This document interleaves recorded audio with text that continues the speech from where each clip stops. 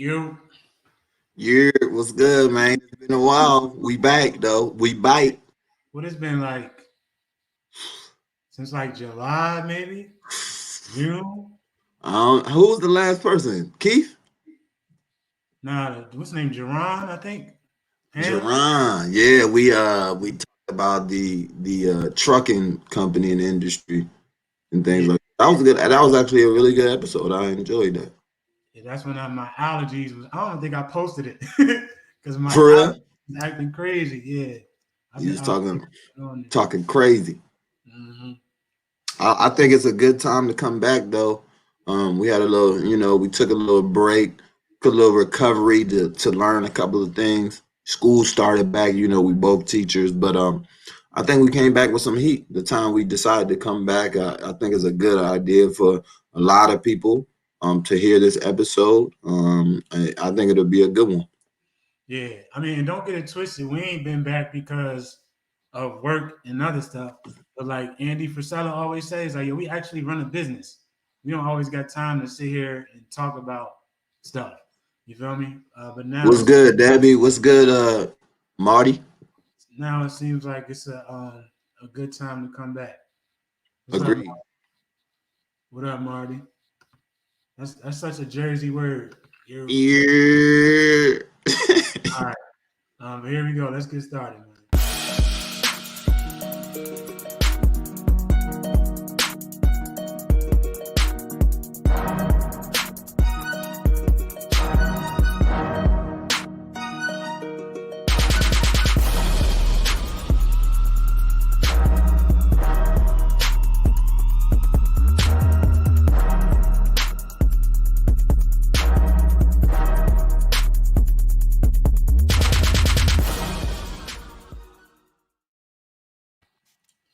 All right. So today we're going to talk about the stock market.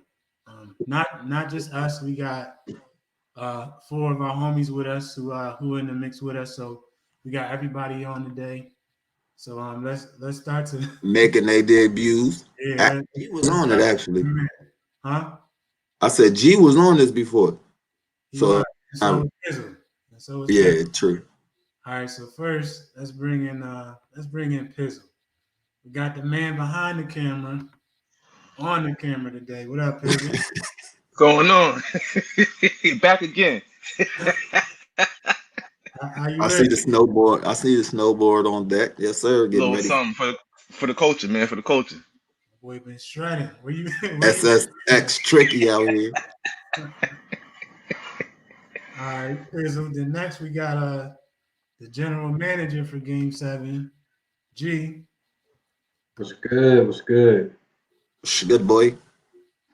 Chilling, man. It's crazy. Last time I was on here, I was living in Seattle, so feel good to be Wow. home. Yeah, a lot has changed in a couple of months. So Welcome back.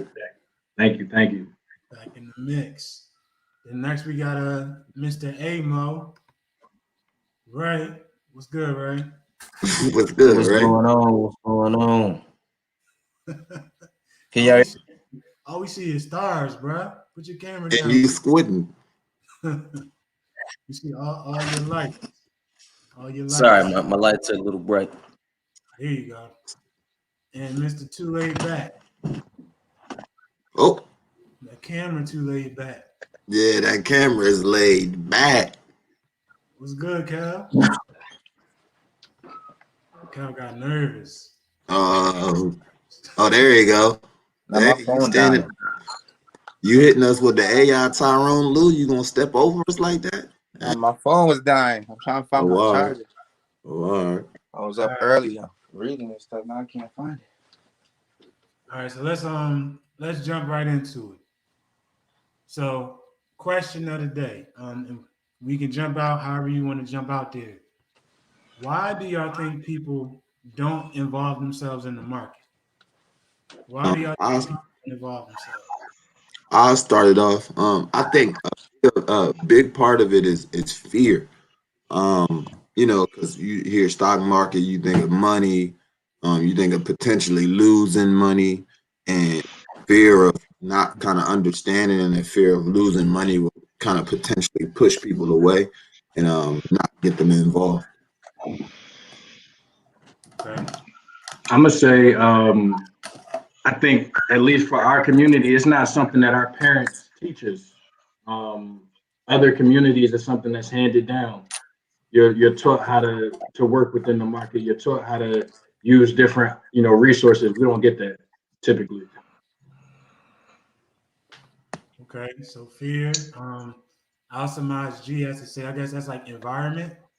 Our environment is not a part of it. I was thinking knowledge on G's behalf. Yeah, we don't know how to do it right, because I agree. Mhm. All right. So fear, knowledge. Yeah, and to kind of piggyback off that too, I think it's people being relatable, right? Like a lot of times when you break down stocks in a different way, in a different process, people understand it differently, and they say like, "Yo, I get that." It's buy and sell, supply and demand. So piggyback off that. Yeah, and also to piggyback off G, people just don't know. It's not $1,000 game. You don't need a whole bunch of boatloads of money, and I think that's what people also think too. You need a lot of money to be involved in the stock That's a market. good one. That's a good one. That's a great And one. I think Actually. people think it's harder than what it is. Like, Because way harder than what it is. a lot of people signed up for Stash and Robinhood and those type of platforms when the pandemic started, realizing you only needed $5 to start. So that's why I think those apps kind of took off and the market went kind of volatile like it did. Yeah. Good point. Okay, I like it. Now, So you heard from us. What you think? from what y'all, I'm ready. So from what y'all said, fear, a lack of knowledge / environment, a lack of relatable teachers, people don't know, and misunderstanding difficulty. You can tell I teach math and not English because I spelled that wrong. Let me fix that. Difficulty. Right? I teach English. So Round it out. I would like to surmise that, and somebody tells me if you disagree, but people don't believe they can do it. Mm. Would you believe that? I would agree with that. Because when I first started jumping in, like it was like, yo, like, am I gonna be able to make this bread? Like, I see it, like, people make this bread. Can I do it? So it's definitely just like anything in life. If you don't have that belief that you'll be able to do something, your perspective is going to drive your performance. So you may not give your 100% effort in what you're trying to do, anything like that. So when you don't do something, you're typically not going to, go all in for sure. So I could definitely see that for sure.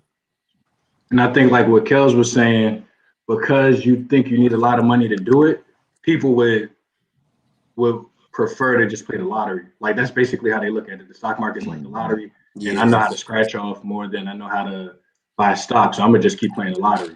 Right. Mhm. Taking them small gambles, not knowing that you don't really got to gamble with the stock market. And it's not cool. Like, I don't think we make it cool, like to have stocks and you have ownership in the company. Like, it's becoming cool now because people are talking about it. Like, we're trying to make it cool. But in previous years and previous times, like, it wasn't a cool thing to do. Like, people would rather have shoes or clothes or something like that, or go out rather than buy a stock or something like that. And in addition to that, it was so interesting to me because I feel like ever since the corona hit, a lot more people were like, "Oh, I'm getting into stocks," and I don't know if that's because like people got their free additional stimulus check, and they like, you know what, I'm gonna throw this in the stock market. I'm gonna go ahead and play around with it. Now I'm gonna take the opportunity to really learn. But I would say in the past like 8 months, like all my friends, even outside of you guys, I talk to, they're like, "Oh yeah, I'm getting into stocks. I'm doing this. I'm doing that." So I'm definitely taking advantage of all like the free referral codes and all that free stocks, but yeah, it just seems like there's an uptick in that. It's the barrier of entry. Again, like Kels made some good points. Now you don't have to get a brokerage account with TD Ameritrade. You can just get Right. Stash on your phone. You can get Weeble. whatever on your phone and really buy stocks from your phone. It's easy. So I think that makes it easier for people to just jump in the game. But I think the real test will be to see if people still doing it a year from now. Yeah, Exactly. and Yeah, Right. right. I I also think people jumped in, KP, to piggyback what you're saying. A lot of people jumped in because they realized, like, yo, like this is a way for me to make like income, and definitely during the pandemic, a lot of people lost their jobs. A lot of people wages cut down. So for people, this is a way for them to really provide for themselves. Yep. You know, so that's why you see a lot of people doing it, or you know, or at least attempting to do it or get interested in it, because you know, now and more than ever, we see the importance of multiple streams of income, because a lot of people who were just relying on that one job to provide all of that income, they realize like, yo, that could be taken away with the pandemic, and they realize their whole identity, their whole life could be crashing down because their one major mean of income is gone. So with that, it allows you to have another, like, you know, another means of income if you aren't working, or if you you trying to gain more. So I think it just opened a lot of people's eyes, because they seen so many people losing their jobs, and it was like, yo, like I find a way to make more money. I want to go back to Ray. Ray, you said it's not cool. And not to be sarcastic, but to drive it home, it's not cool. You gotta speak up a little bit. I can't hear you. I said I wanted to come back to you to drive your point home. So it's not cool according to who? It's not cool. I would say it's not cool amongst our peers and amongst our community. Like I said, young people, they won't be in the mind frame to buy stock. If I was 15, 16, 14 right now, you were talking to me about stocks, or this was however 15 years ago, and you were talking to me about stocks, I wouldn't be listening to you. I'd be like, all right, stock what? Do I get money from that? All right, how does that go? What? So now I think it's a little bit different when you're talking about stocks and when you're talking about ownership of anything. The conversation, I think, now is a little different amongst our community, or starting to go that way. I got a little bit of input on that. Go ahead, I think people don't think it's cool because they can't see the money right now. Like stocks is a long-term game, so you kind of got to wait for your bread. It may take a couple of years for your compounded interest to pop up to where you want it or would like it to be, but people don't see that money right now. And when you're young, you want that cash in your hand, you want it in your face, you want to show it off for social media. So it's like sitting down on a computer looking at charts. Yeah, that ain't cool. I ain't got time for that. I want to get the money now. So yeah, I can understand why people say it may not be cool. And then also, just think about this, though. You got it, Ray. I was gonna say, just think about this though. Just think about how many PlayStations you have, how many game systems you have, and how many games you have, right? Would you trade all of your PlayStation, all of your games for stocks?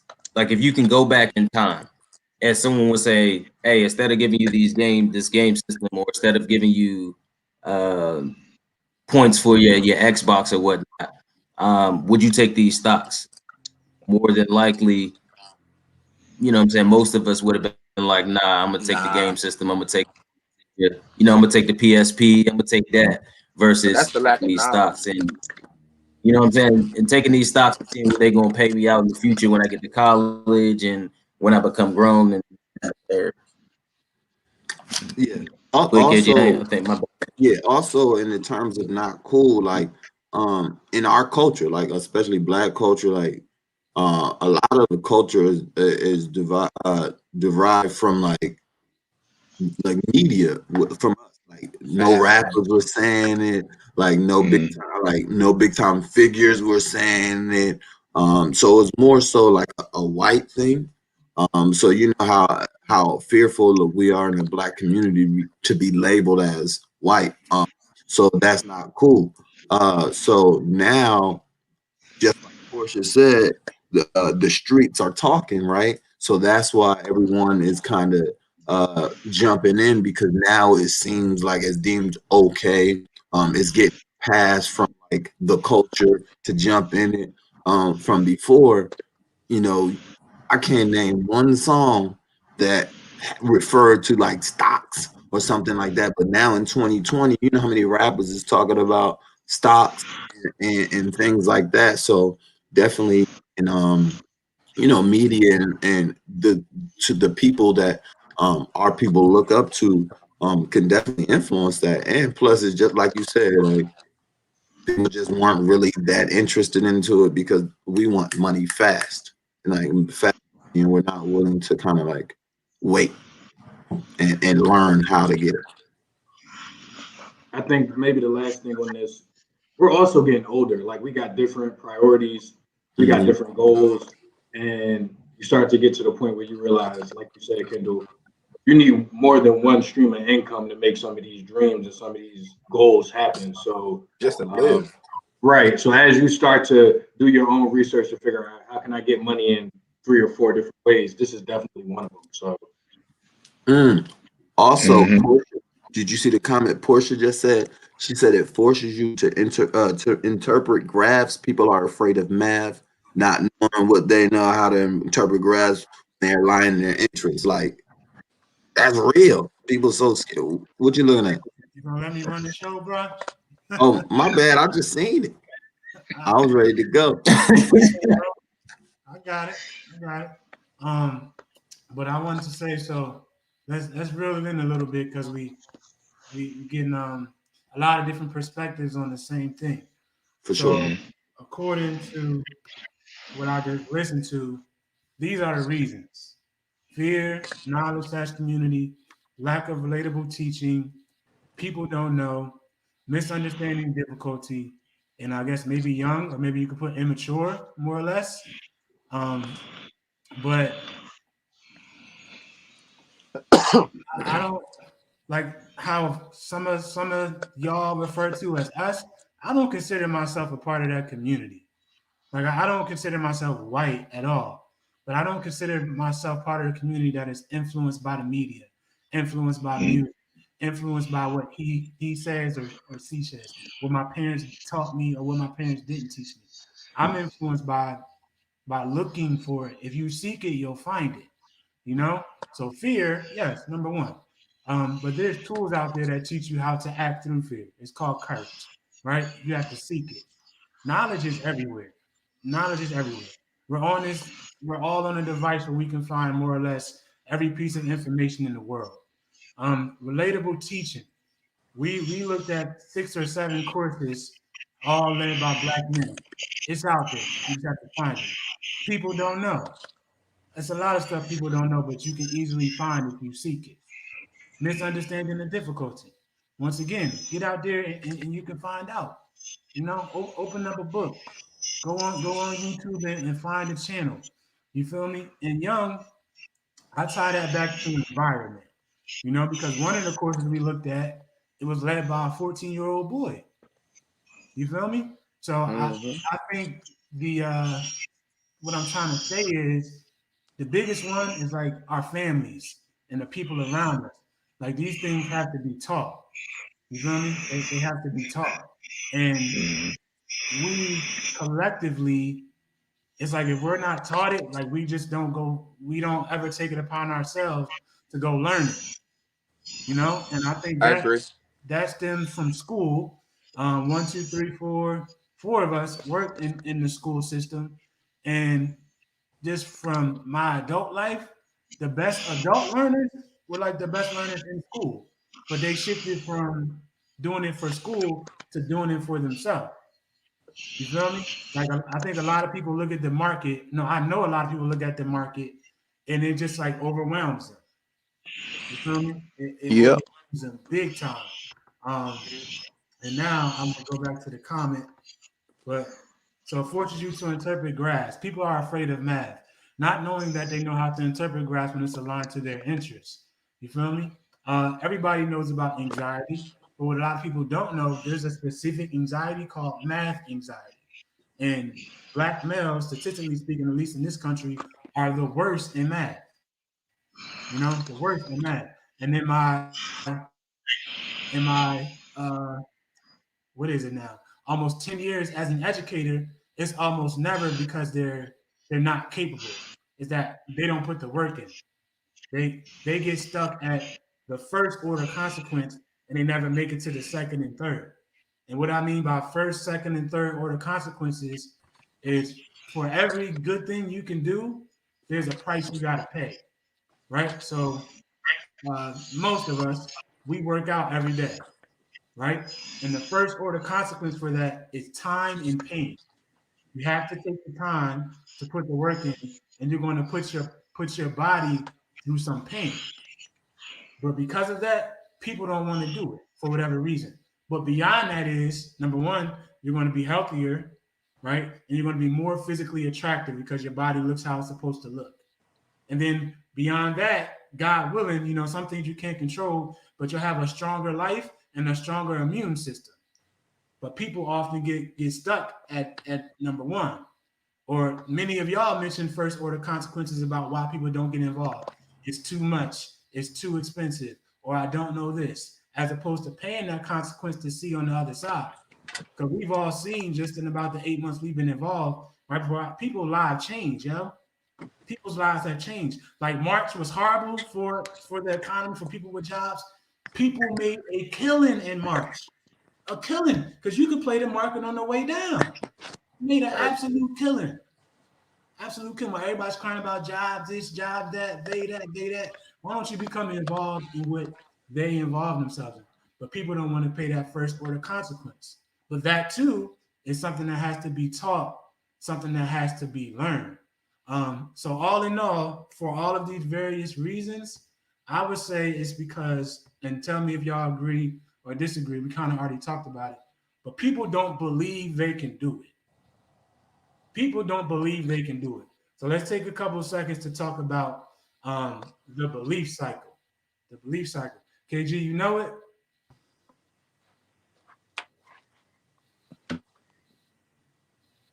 Take that as a no. You said, no, I was on mute. I was trying to unmute.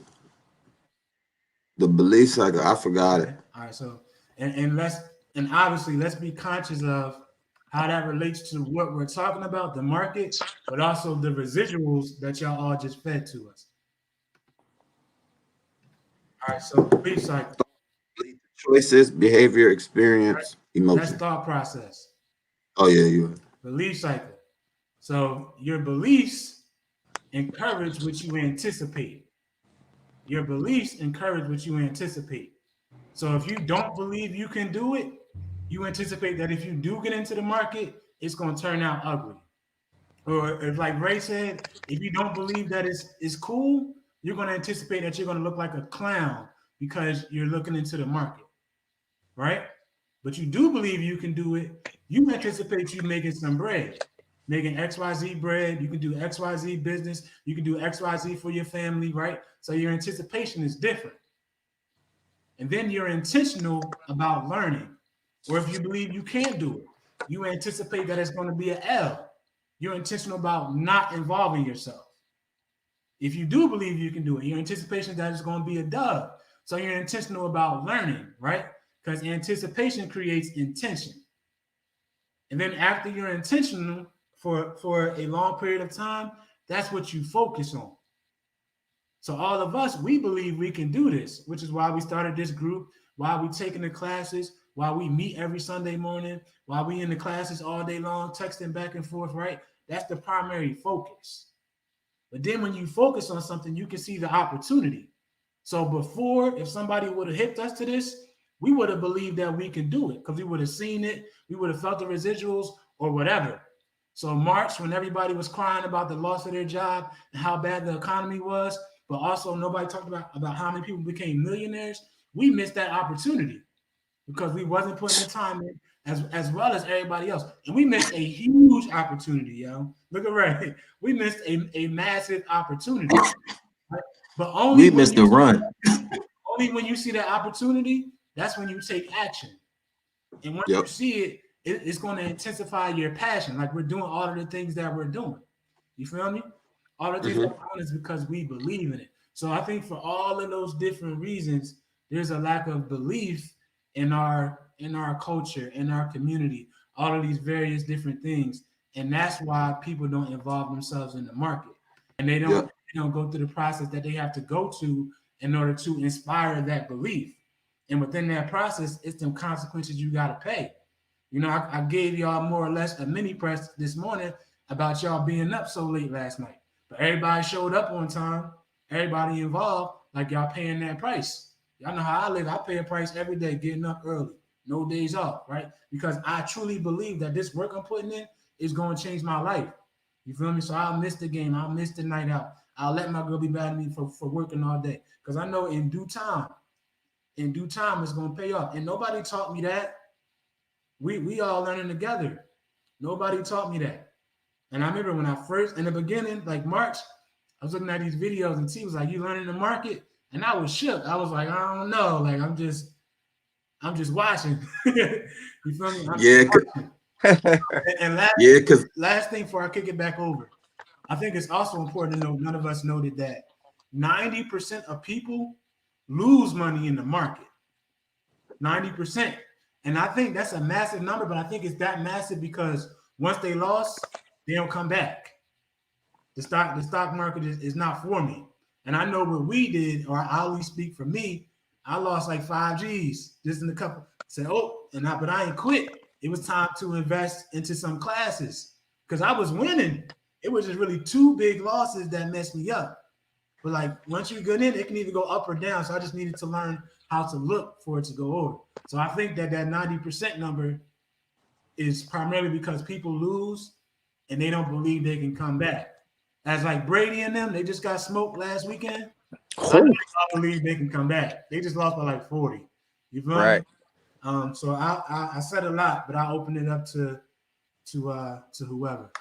Yeah, just to dive back in that for sure. Just like you were saying, when we first started, we were all in it, right? We ain't know anything, and that's one of the things that why other people run away, because when we were first in it, we were like, yo, see this? Like we were just going blind. We were just running around blind, not knowing information. Well, we knew some information based on the videos we had, but it wasn't anything like the courses we're taking now, right? It wasn't that explained. It wasn't that put together. It was more like YouTube videos that we watch here and there.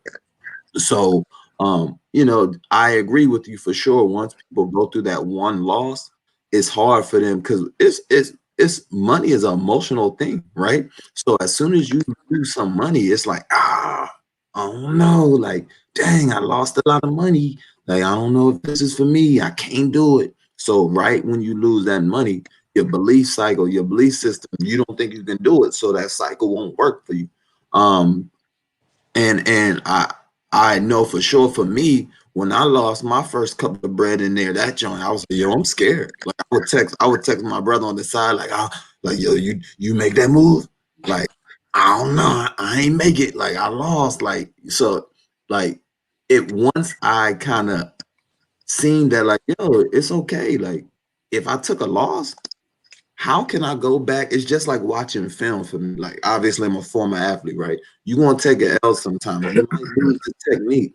But how can I go back, see what I did wrong, learn about it, and then apply it to next time? That's the step that a lot of people skip when it comes to the stock market, because once they lose that initial bread, and I commend you, UNG, because y'all took some big hits, right? But y'all also were the forefront of course, because y'all understood like it's money here to be made, right? So y'all didn't let that big loss, like, because I ain't gonna hold you, like if I lost 5 G's and all like just all the rip when I'm just getting started, I'm like, yeah, y'all gonna have to show me, like, you know what I'm saying? Like that's a big amount of money to lose. So I think the biggest thing is for people, 90% of people losing in the stock market is just because that emotional tie to losing any amount of money. Like I've never been somebody that wanted to go to a casino because I'm pissed if I lose a blackjack $25. I'm pissed, right? So I'm not even I'm out. So I definitely think that the biggest thing is that emotional factor of losing, that people, once they lose, they don't believe they can come back for sure at all. Go ahead, G. So yeah, I got a couple of thoughts. I think all of that ties to that lottery effect that I was talking about earlier. And Kendall, to take it a step further, the casino effect. Like you go to the casino, you put your money in the slot machine. It's no skill to that. It's just I'm gonna see what happened. And if it hit jackpot, then I win my money. So I think a lot of people go to the stock market and do that same thing. Oh yeah, I'm gonna buy Apple. Why? Because everybody got an Apple phone, which may make sense on the surface level, but that's not a strategy. So when it doesn't work out, of course, yeah, I lost. I'm done with this. I just lost, like Bob said, I lost 5,000. I'm done. But if you realize that if you take that time to learn the strategy, that money you could get that money back tenfold. You just have to invest that time, and a lot of people don't do that. Once they realize, it's not a gamble, it's a skill. Let me invest some time. Then that's when you win. But I don't think a lot of people, once they get knocked down, they don't come back. To speak on that, you said that it's more so a gamble. When I first started, I started back in like 2018. I had got stashed, and I was using the casino effect. I was just putting $5 in there, hoping it would do something. Putting $5 on this stock, putting $5 on this stock. Actually, it was just taking it out of my bank on its own. So I didn't read not one stock chart. I didn't see not one really movement go up and down. I was just buying stocks that people were buying. So Apple was popping back in 2018. Amazon was popping 2018. Cruises was popping 2018. So I was just putting money into those, thinking I was doing something. I wasn't doing nothing because I lost a couple $100 too. Well, yeah, I lost a couple hundred. I didn't lose thousands because I didn't have that much money funneling $5 a week in stash. So yeah, it definitely was the casino effect for me when I first began. And now that I'm looking at it, reading stock charts and really taking the course seriously, it's way more about strategies, and there's like really no way to lose in this game. Mm-hmm. Go ahead, Ray. I was gonna say people, they look at it as a gamble, getting into the stock market, but you can actually use it as a tool. If you are what I would say, a conscious gambler, because this is how I kind of sort of got into it. I'm gonna talk from the I'm gonna talk from the other side of the coin. I'm a cautious gambler. So if I'm gambling, I'm only gonna gamble a certain amount. If it's $25, it's $25 and that's it, and I'm out. So what I used to do, or what I did when we were first starting, is I just put that $25 and seen what it did. Like I didn't do any research, do any charts or anything like that.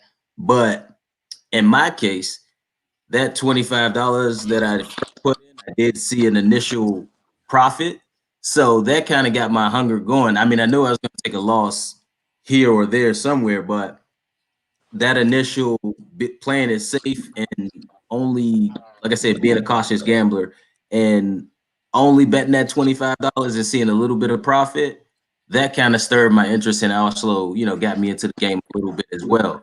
Even though, like I said, I didn't do any research, just that feeling of me putting some money into something and it growing, just that feeling alone without doing any research or anything like that, I felt, hey, I probably can make some money off this if I really put some effort, energy, and study. Because I was kind of piggybacking off of G, I was piggybacking off of Malk, I was piggybacking off of Hearsay. But when you put that work, that research behind it, you definitely can make out, and you definitely can make some money. Fizzle? Yep, and to kind of piggyback off everybody, I guess you could say, like, to me, gambling is when you just kind of do it randomly, right? Like when you look at it and you start getting on like Reddit and you start getting on like certain forum boards to figure out like, yo, this stock is gonna go to the moon and this stock's gonna do that. And basically you're gambling your money and you're saying like, yo, I'll put $1,000 into this particular stock. Everybody on the forums hyping it up, saying it's gonna go from $25 to $45. Yo, I'm about to make some bread off this. But when you really use your head and you use your practices and your knowledge of stocks, you can really break it down and look at it and read charts and do different things. And you can actually say like, yo, this stock is going to be horrible. Let me go ahead and get a put on it. So I think it's gambling when you're uneducated and you don't know what you're doing, but it's a strategy to use when you actually do know what you're doing. Did you share, G? Did I do what? Did you share? You was first? Yeah, I went All first. right. So picking up from what y'all said, a couple of y'all, is it really a gamble? It's Nope. not a gamble. Nah. It's a risk. It's a risk. Because like a gamble, you have no history to go off of. There's no like education in gambling outside like the rules of the game or like counting cards and things like that. That's illegal. As you learn the market, we'll get to some charts in a little bit. It's not a gamble. It's only a gamble if you're uneducated. It's only a gamble if you're uneducated. And there's a relentlessness of learning that is necessary that people don't have. You feel me? Like, I know how I do. Like, if I'm doing something, I'm in the mix. As soon as I started messing up, I read 3 books on it. When I read, I'm sending everybody pages, chapters. I'm sending YouTubes. Before you even wake up, you might have a whole chapter in your text messages, in 3 different ones. You feel me? And I think that's another big thing that's big for us too. Is that a big dub for us is our team, a big dub for us is our team. Like just to ring off some of our accomplishments, like we got professional athlete, a professional photographer, and somebody works in the Board of Education. We got a dean in education. G is a manager / executive, whatever the proper verbiage is, but he already reached a point professionally where 99% of people never go in touch. Kels is an entrepreneur, but it's also just we I hate to say it, but like we're not regular anymore.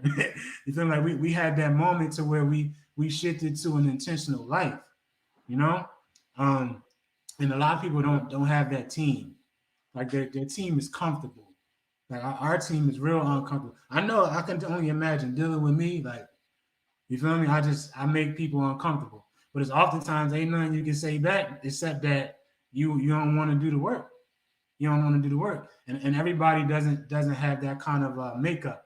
But then also having that is having a system. Something that's huge for us, like whenever we show people this, especially the kids, I'm gonna write a book about the group chat. You feel me? Like group chats are very, very, very important for our generation and below. Would y'all agree with that? Yeah, 100%. Very much so. Yes. It just depends on which Important. one you're referring to, huh? No, I'm just Any group chat. It could be No, I'm any playing. topics for Yeah. a group chat. Nah, but I think with Kendall's point, yeah, like we learn, we joke, we have therapy, we do everything in the group chat. Like literally every single thing you can do is it's a different group chat. But we got like 4 different group chats with the same people. Not But more than that, yeah. we separate the topics it's like, and yeah.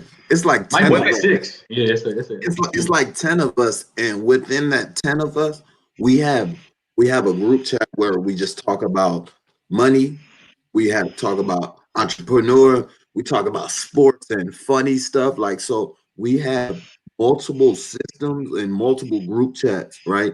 And we talked about this a little bit offline. Sorry, I'm going off on a tangent, but one thing, the best thing about our team is, like, we hold each other accountable, like, and we talk to each other, and to the outside people, if they hear how we talk to each other, they go like, yo, like, do y'all really like each other like that? Like, you know what I mean? But no, to us, we understand, like, yo, like, I know exactly how, it's just like coaching.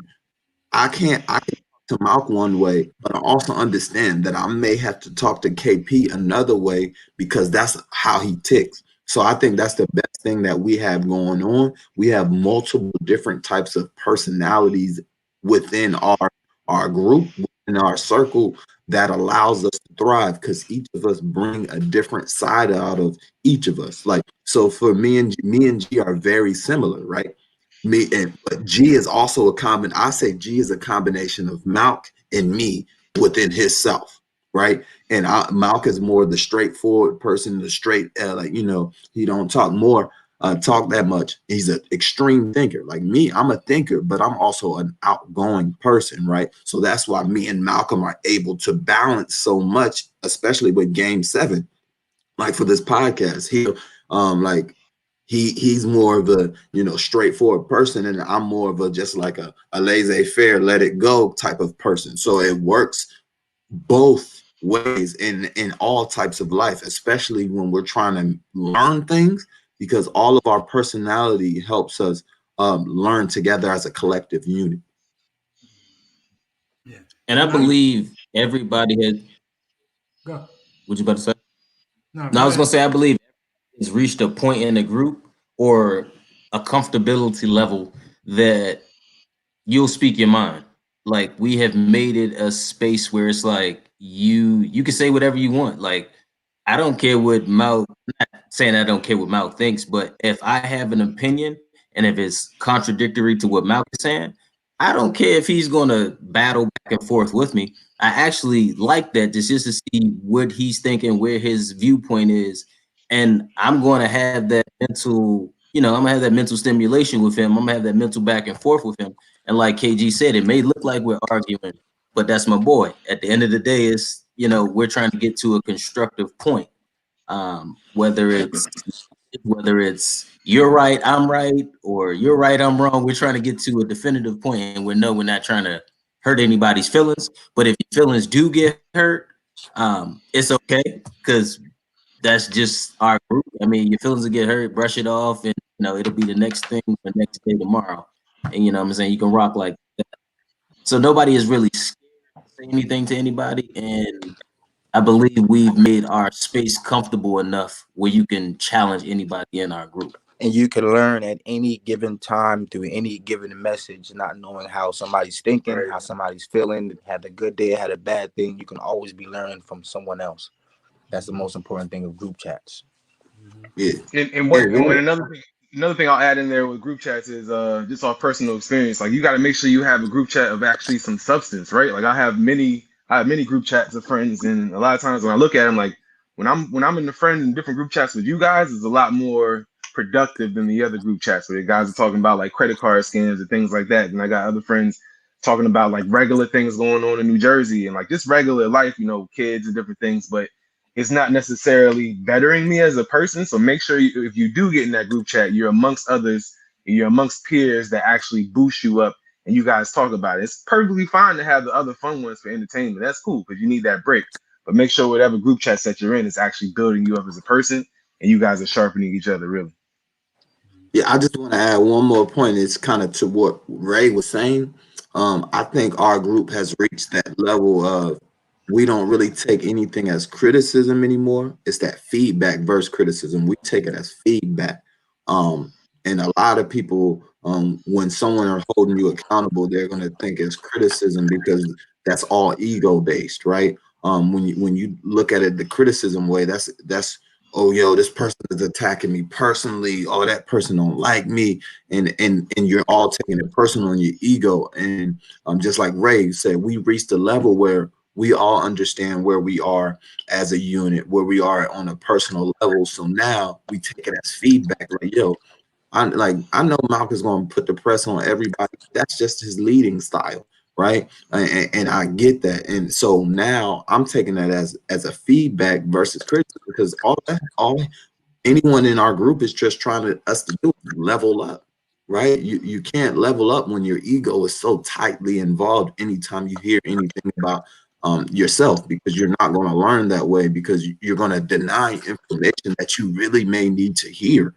And once everyone kind of got on that level, and I would probably say it happened about like 2 years ago in our group chat when we seen our group chat take that shift, and not everyone shifted at the same time, right? It took some people a longer time to make that shift. Some people were willing to do it right away.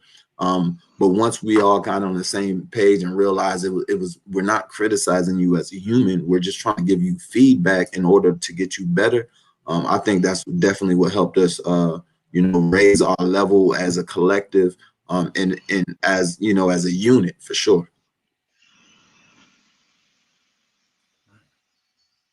All right. So to move it forward from that, like number one, I also think I'll speak for me, and this sound kind of conceited, but I don't care. I think we often undervalue like who we are. Like every time we do games, Most definitely. it's like, yo, like that was amazing. Like, how do you do this? Like, I'm just doing what I regularly do. And I don't, y'all tell me if I'm wrong. Like, if I didn't create all these group chats, I don't know if we would have them. Like, I'm the common link between everybody. And when it comes to personal development, can't nobody tell me nothing. I think we also have that too, like believability.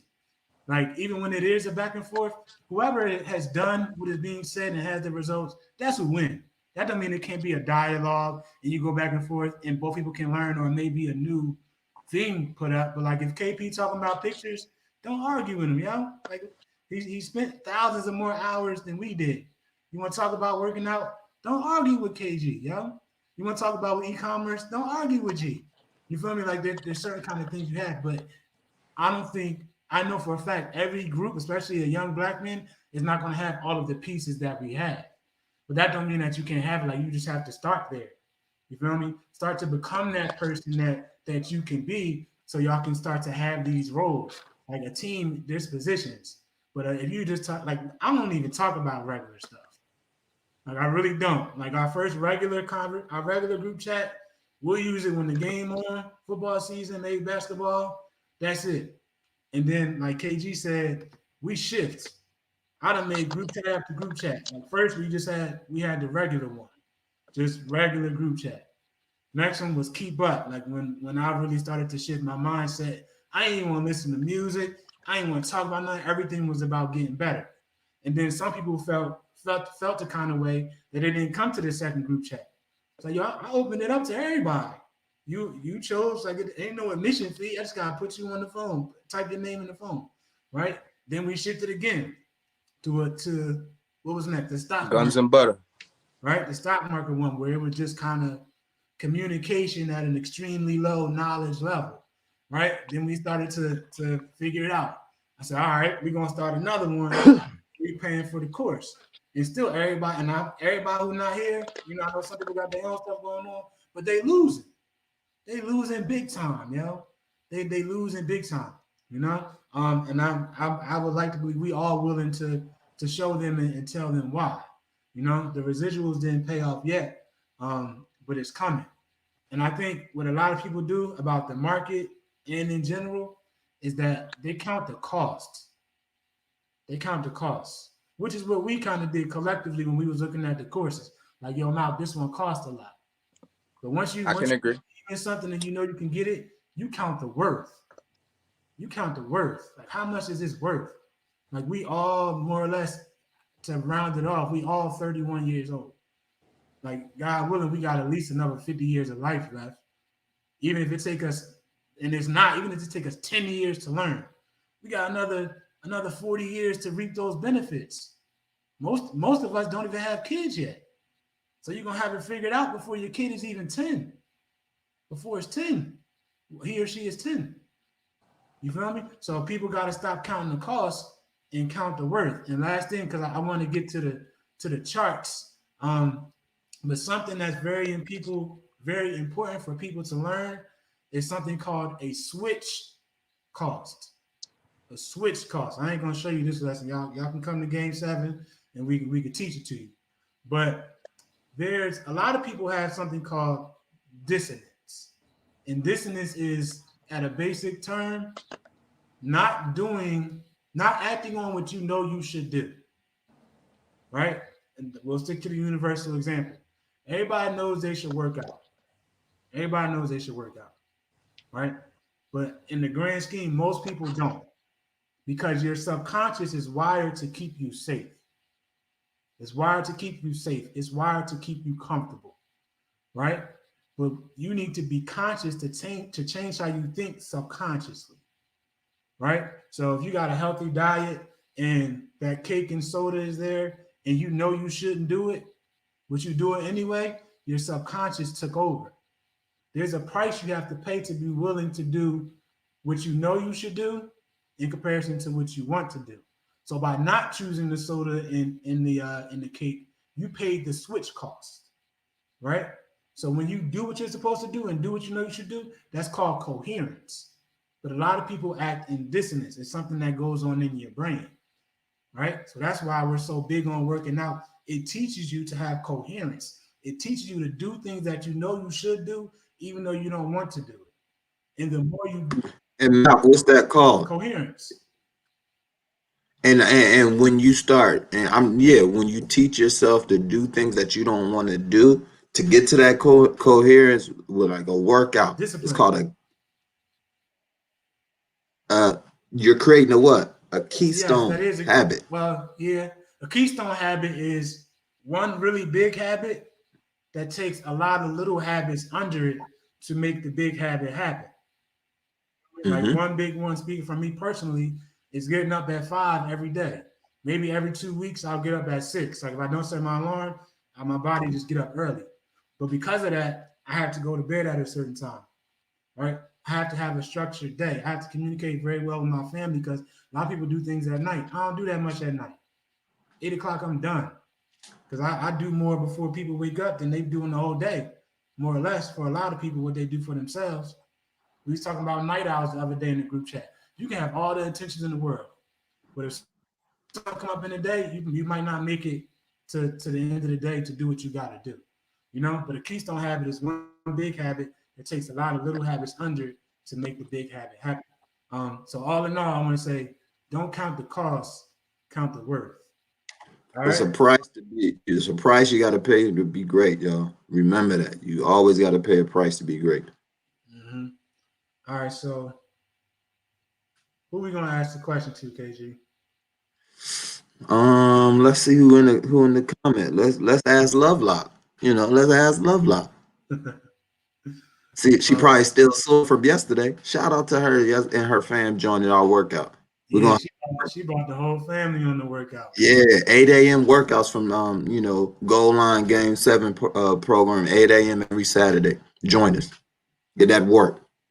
All right, so let's see. Let's give her 10 seconds. So Lovelock, what's your favorite place to shop at? What's your favorite place to shop?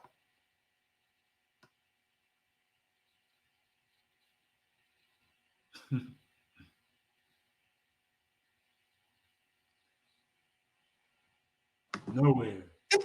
Cricket. I don't even think the video's still on here anymore. Oh, there we go. She said she saw. And she put it in all caps. That's good. All right. The video not annoying no more. I don't know where it went. All right, so let's we had enough rapping about the stock, so let's pull up some charts and see what we see for the next upcoming weeks and see if we're correct or not. All right, so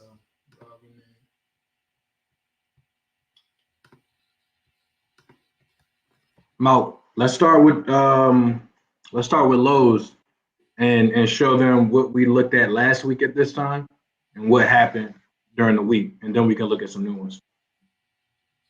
all right. Target. Wrong answer. Wrong answer. I'm gonna give you the right answer by the end of the show.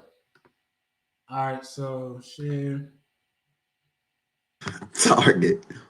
That Target to get all that bread about you quickly. All right, boom.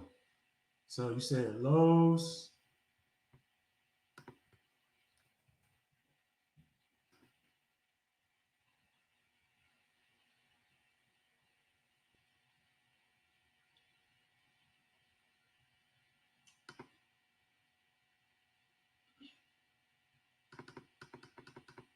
Oh, it's right here. All right.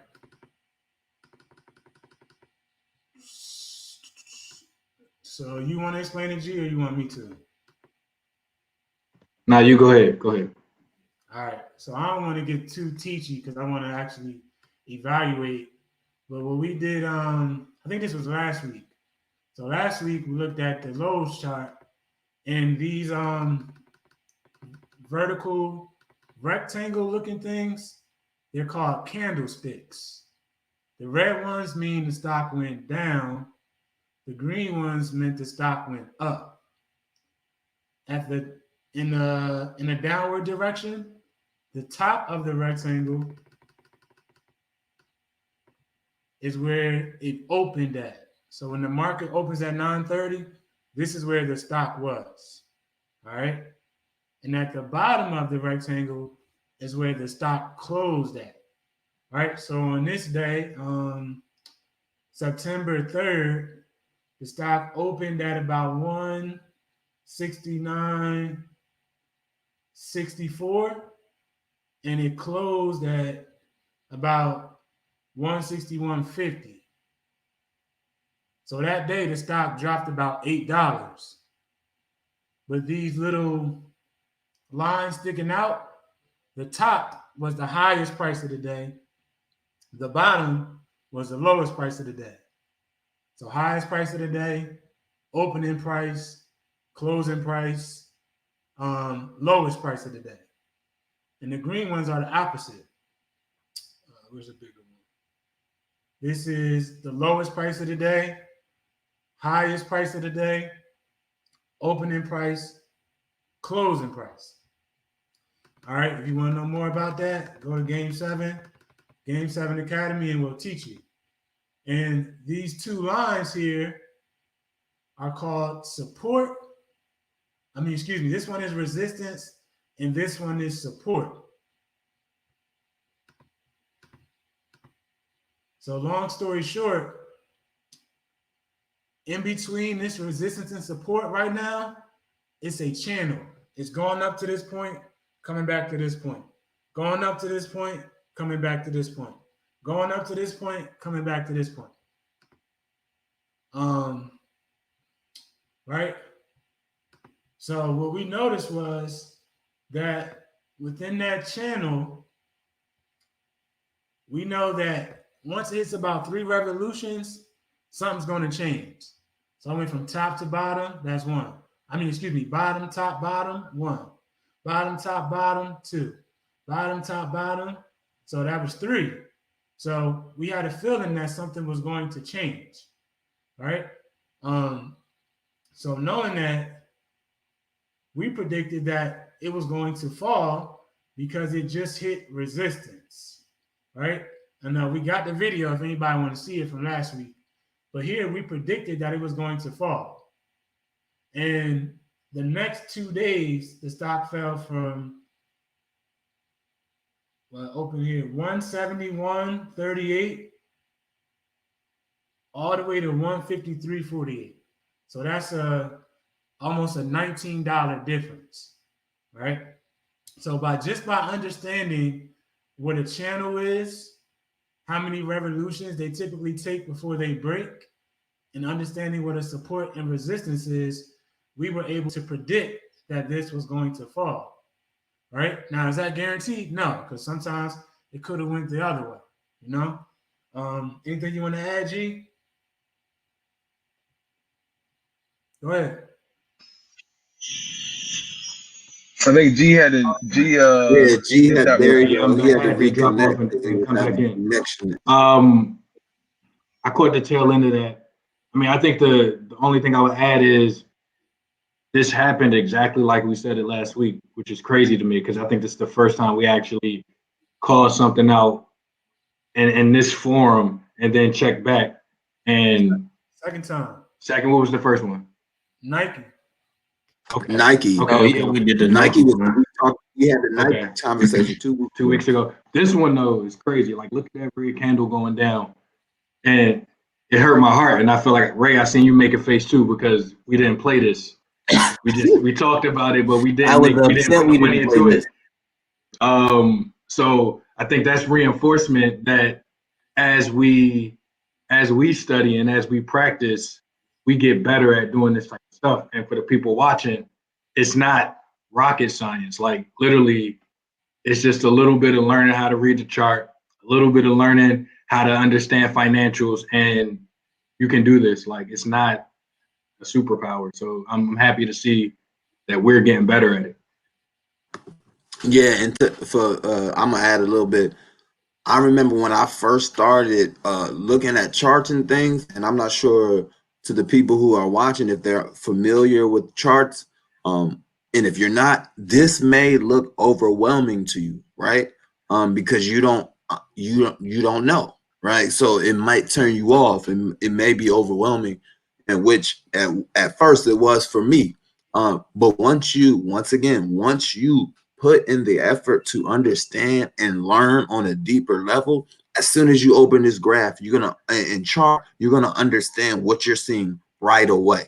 Like in March, when I first started just trying to look at these blindly, and as I was watching videos, I was like, yo, I don't understand none of this. So like my first time trying to watch a video, like I had to turn it off because it got me overwhelmed, because I was like, yo, I don't know what I'm doing.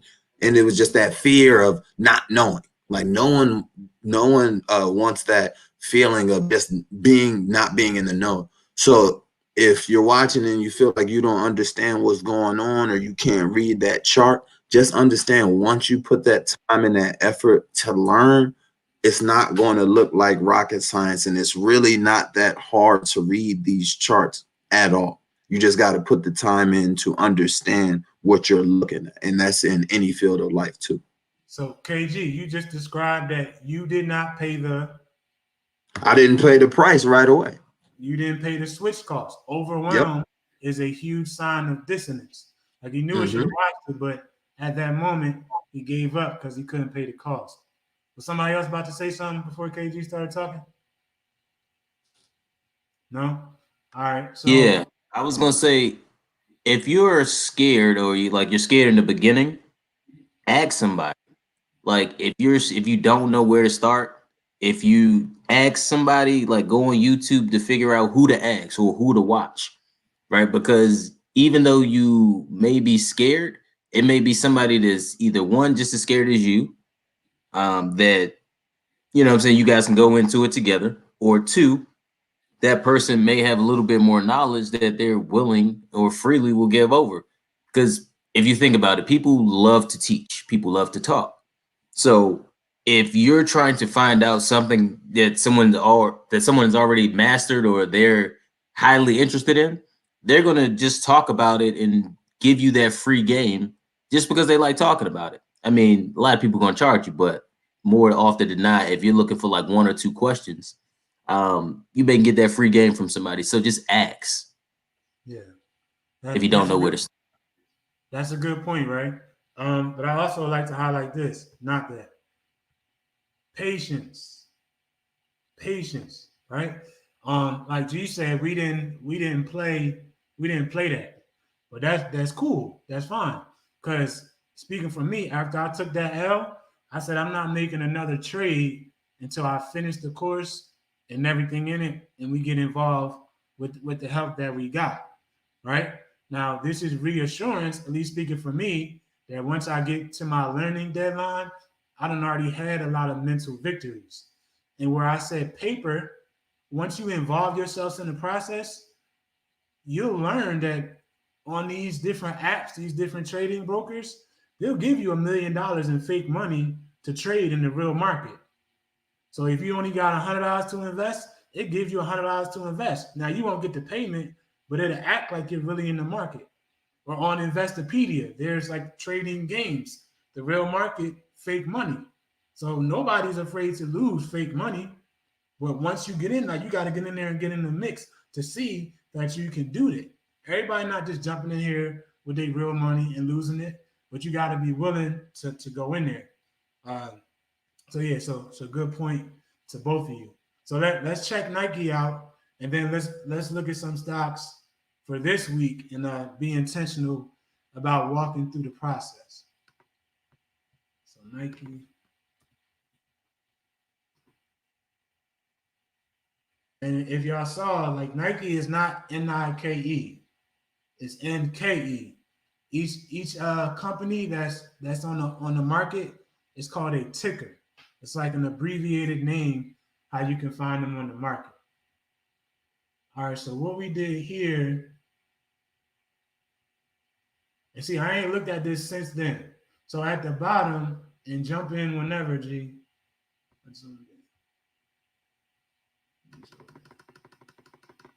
At the bottom, you see this E and a D. D is for dividends. To keep it short, at a basic term, some companies give you a check for owning their stock. The more you own, the bigger your check. And this E is earnings. It's kind of just like in school. You get 4 report cards on how you're doing, how your grades are. Like you're the company in school. It's like a company report card on their revenue, their profit, what they got going on, right? And usually, depending on if the earnings are good or bad, the stock will go up or down. But just because earnings are good, don't mean the stock's going to go down. And just because they're bad doesn't mean the stock is going to go up. But what we noticed is, so 2 different things. This one is going diagonally up.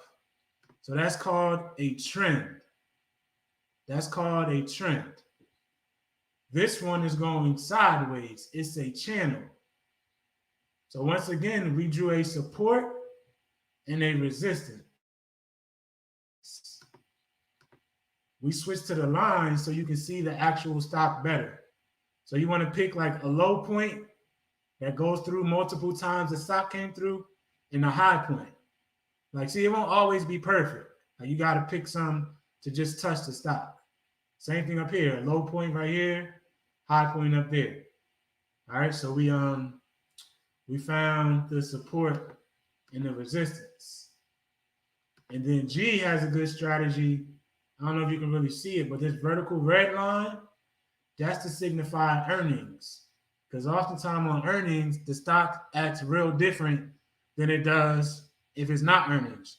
Just like I know some teachers watching this, the kids that don't do no work all semester, they want to come to you when report cards is due the next week or the day after report cards, right? That's earnings time. Or the kids. That's a great analogy. Or the kids who did good, their parents will give them money for their grades, right? That's earnings. So it's like report card time. So it can be a funny kind of behavior there. Or some companies, like for my son, I'm gonna never pay him for getting good grades. I'm never. That's what you're supposed to do, right? I'm gonna teach him how to do some other things to get some bread, but not for getting good grades. So his earnings will have nothing to do with his grades, right? You have to check out the fundamentals to see how that company is really doing.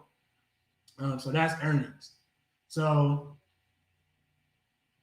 I can't remember what we called here. I feel like we called it was going to go up. I can't remember. But I don't know. But that's a little good thing. So any stocks? Go ahead. We called it to go up. Oh, go ahead. Definitely called it to go up. As we said, we built that channel right there in between the October 12th and like December. And we saw that it kept bouncing. So I think because I was looking at that one too for a while. But we definitely predicted that it would go up. Yeah, so it had, I'm not sure what it did. Down here. It had to be. Yeah. It had to be down here. What's the date? Yeah. The date right here is it was 2 weeks ago. So the 1st. Yeah, so right around that time. Yeah. Started right here. Yeah. Yep. And it peaked up to what, 130 something? Yeah. 130. We would have had to wait. We probably saw that red candle, which filled that gap from a couple weeks before, and then what we would have needed to wait to see if it was going back up. And had it went back up, then we knew it was going to take a run, which it did. So it went down with that red candle. Next 2 days, and went up a little bit, and then it took off and went from 120. And that was on the 6th. I think because that's what we talk about. If you were going to play it, you were supposed to 6. Yeah. But isn't it even smart to say right now? Like it's probably about to break down. Like look at the revolutions right now. It's already went through 1, 2, 3, and now it's about to it's either going to break down or if it bounces back up, it's going to break back up and run with that. Yeah. And there's multiple ways you can play that. Like this is on a turn. Something I recently learned. You can play the option on both sides, right? Because when it's in the middle of the channel, you don't really know where it's going. Well, never do you know, right? But it's far more likely to make a move when it hits one of the top or bottom lines, support or resistance. Not knowing where it's going, I would say you can play it on both sides. You can play it down, play it up, but just make sure your profit margin is big enough to cover the other loss. Like say your cost for both could be $4 on the top and the bottom, right? So you just make sure that your profit up or down will be $8, and you can play it both ways. Or more. Or Yeah. you can play it another way. You What's that? can sell the option and collect that premium. Just put the option far out, and then you still collect the premium and keep your stock if you're gonna sell it. That's if the stock continues to perform sideways and doesn't break up, or break down. Or breakdown. Yeah, that's true. Nice. And was that Kels that said earn on a turn? Yeah. Mm-hmm. Yeah, Yeah, that's a good. that's a big one too. So earn on the turn, like G said, we wouldn't have got it here. We had to wait because there's nothing staying. This wouldn't have kept going back down. And it probably, if it did go back down, it probably would have went down to like here. If that, you're right. Somewhere in there. Yeah.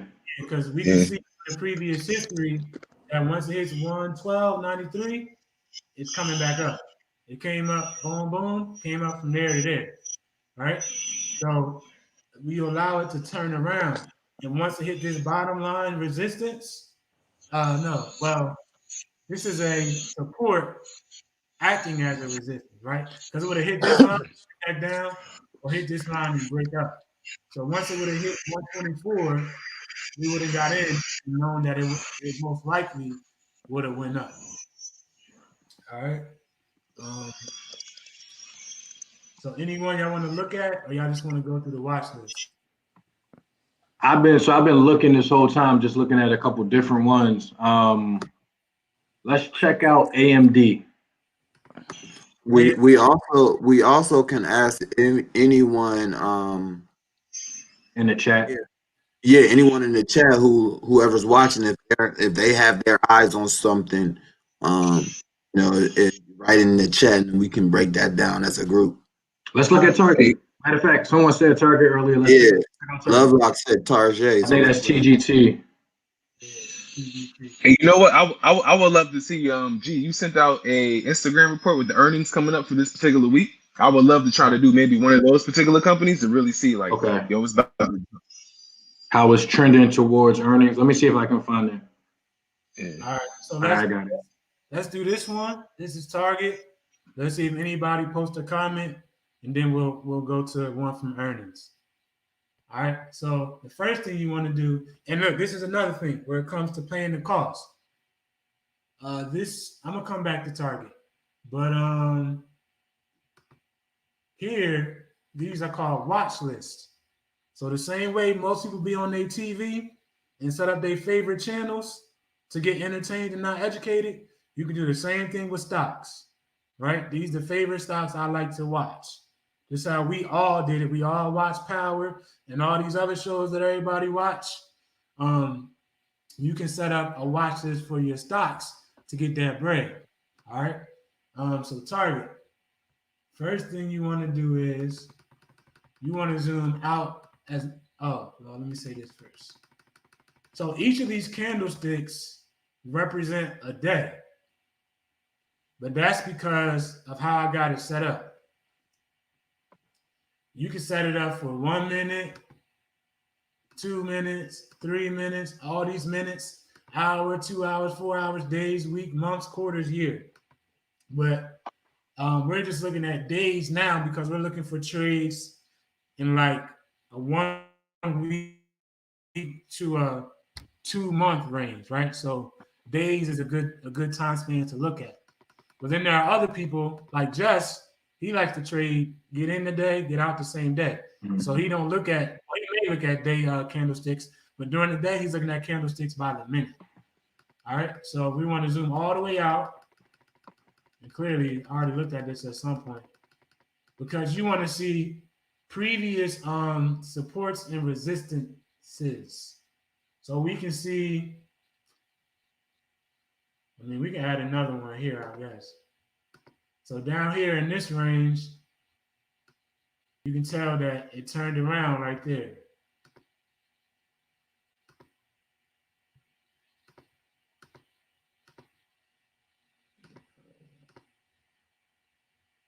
Now let's explain what that big drop is. It's the same thing we see on every chart. All right, you got it. So as you're looking at these charts, and I think we've had this discussion every week, that big drop, circle around it, Mount, that is Yeah, March. coronavirus. That's when we went into lockdown. Yeah. This is when we were talking about people who made a killing. Because if you know the stock market and you know how to play it on the way up and the way down, almost every stock chart you look at took that same type of drop at that same time. You could have rolled that on the way down and made Boatload. a rack of money. And then if you know how to read charts, you could also roll it on the way up. So you won going into lockdown and you won going out of lockdown on 90% of the charts I've seen in the past 8 months. They all look the same way right around that March, April timeframe. Yeah. And just, I would like to reiterate, this is, it's just having knowledge is important, bro. Just like G said, and maybe Ray, whoever it was, you can win on the way down. Mm-hmm. Like in the last financial crisis in 2008, what they did, which is not white people, the informed people, what they did was they gave out these bad loans. Like hypothetically, I know G only got $100 hypothetically, and I'm paying a loan for $10,000. I know he can't pay it. So what they did was they made more or less, they placed a bet with the insurance companies that G wasn't going to be able to come up with his money, right? And all those insurance companies paid those bankers and investors once G didn't pay the bread.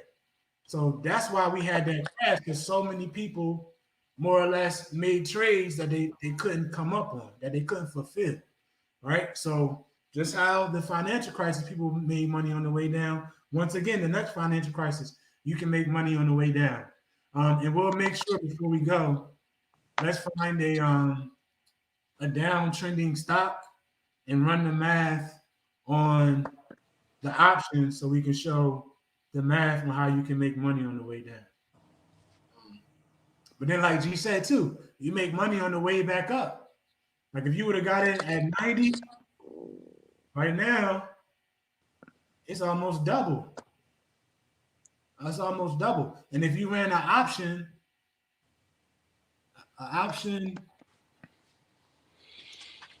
it's like If you sold the options on the way down, you would have collected the premium, right? And then your stocks wouldn't have got called, and you still would have had the stocks on the way back up for when they bounce back up.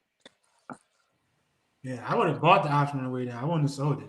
And this is why options are better than just buying stocks on a regular. No, I would sell the option because I know it's not going to get called. Well, I don't think either strategy is wrong. You could have sold a call, or you could have bought a put, and you could have got the Yeah, that's what I mean. I mean, selling the calls. I would have sold the calls, knowing that they wouldn't have got called out, kept the stock, kept the premium, and on the way back up, still made my money when the stock bounced or rebounded. Took that money when it rebounded on the way back up. Yeah, it's different. It's different options. I think the point is you could have, both of y'all are right. You could have did a few different things to win. Making money on the way down, basically. Yeah. But you would have made money later. Like you talking about? No, I would have made. No, he would have made money up front. You sell that call. You I would have made money premium up front now. Yeah, the print, but selling right here, right? You talking about? Yeah. Making on the way down. Yeah, you would have just got the premium, but you wouldn't have got extra until it broke back over this. Yeah, but I wouldn't be concerned about the extra. I just want the premium, and then I still want to hold on to my stock. So when it rebounds, you know what I'm saying? That's the money that I'm looking for when it rebounds, and I just want the premium just on the way down. Got you. All right, so here, so in the big picture, it's trending up. And you can draw something called a trend line, which you want to draw from. If the stock is going up, you want to draw from the bottom of a candlestick to the bottom of a candlestick. All right, so more or less, the stock is going up like that, right? But we can see here Well, the stock was going up right here. But once it breaks this line, it's going down. But this isn't an upward trend no more. This is a channel. Would y'all agree? The top portion. Right here. Yeah. We got two touch Let's points. draw it out. It's And two getting touch there. It points could at be the a bottom. channel. It could be a channel. Oh, well, let's do this.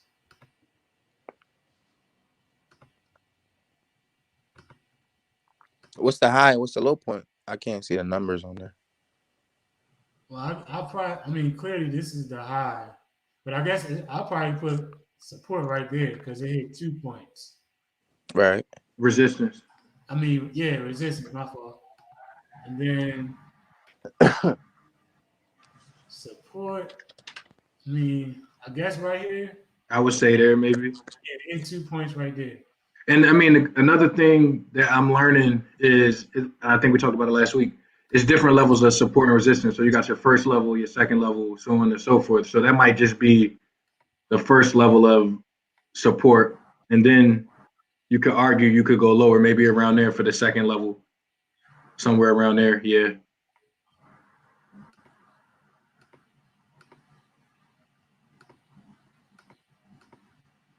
All right, so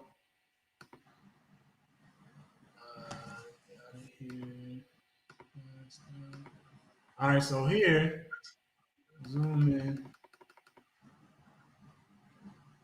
So I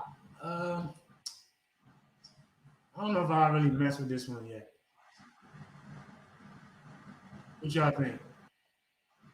I would say if you watch it and the next candle is down, maybe the next few candles are down, you might can make a play because maybe you go back towards that first level support. But yeah, I think it's a little too early to say it's an actual pattern. Yeah, it's look like. Okay, it look like it's only one revolution. Going into a second, maybe. Right. So you would need to see that it's reversing and going back down before you could assume that it's going to go back to support. Mm-hmm. Yeah, it's definitely too early for me. Can I ask a question for the viewers? Well, for y'all, but possibly for the viewers. What made y'all pick the Nike stock? Out of so many stocks out there, what made y'all go to Nike? I think it's just a matter of, so earlier we said like don't just invest because you know the company, but Right. that's not the same thing as saying pick companies that you know and do your research. Like don't just go throw $500 into Nike because you got Jordans on your feet. But Right. you do know Nike's a reputable company. So Right. pick Nike, do some research, and see if it makes sense for you to invest your money. And I think that's what we did. We just said Nike because everybody know Nike. And then when we looked at the charts, we saw something that made sense. Right. That's exactly what happened. Right. Okay. We were like, oh, let's just look at Nike, and then Malk actually found it while we were talking, because we were talking about the difference. And when we were looking at options, we were looking at some like where you're gonna have a couple of grand, or some you just spend a couple of hundred, or not even less than 100. Then once you found Nike, you saw the Then we support, the realized, resistance, the yeah. three downtrends. I mean, before it broke, the three trendings. Excuse me. Yeah. Nice. Speaking from the economist side, whatever, I mean, it is a good idea or good tool. Whatever you spend the most in, you should have some stocks in. So if you do got a lot of Nikes, it would be a good idea to own some stock in Nike. So just to put that out there for any viewers. Did anybody watch Sony or Microsoft's stock amid the PS4, Xbox release, PS5 or Xbox release? Nah, I'll take a look at it now though. That's a good idea. What would you say, Mo? Do you know how I can put my other moving averages on? Like it only got one. I want 3. I'm not sure because I don't chart with Webull. I know it's the way I can do it. All right.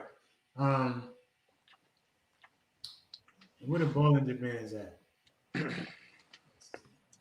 What else is trending right now?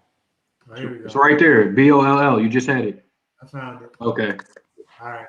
Yeah. So this is a sign that, because it's just like if I got this bottle of water, if I squeeze it hard enough, one of the sides is going to explode. Right? One of the sides is going to explode. So this white and yellow line is like the pressure on the stop. So there's not much pressure because they're kind of far apart. If they was close, it's a sign that it's about to go up or down, right? So that would be another reason I wouldn't really be too big on this stock right now. So yeah, and how I found it, it's just like TV. You flipping the channels, you see something interesting, you stay there. So we was on the watch list, and I just was clicking through them to see what stocks look attractive. So this one, I don't really see too much. Did y'all say something for the next one? Well, for the next, so while we were talking, I was looking at Walmart because they have earnings Wednesday morning. And then we can look at Microsoft to give a better example of a channel. Walmart's definitely a uptrend. And then as we go into earnings, we can see maybe how to play it. I think I've been burned by earnings a couple of times recently. So the one thing I would say is maybe you can play So when I say play earnings, I mean, like we said earlier, approaching earnings, like when you're approaching that report card, you might see a lot of activity.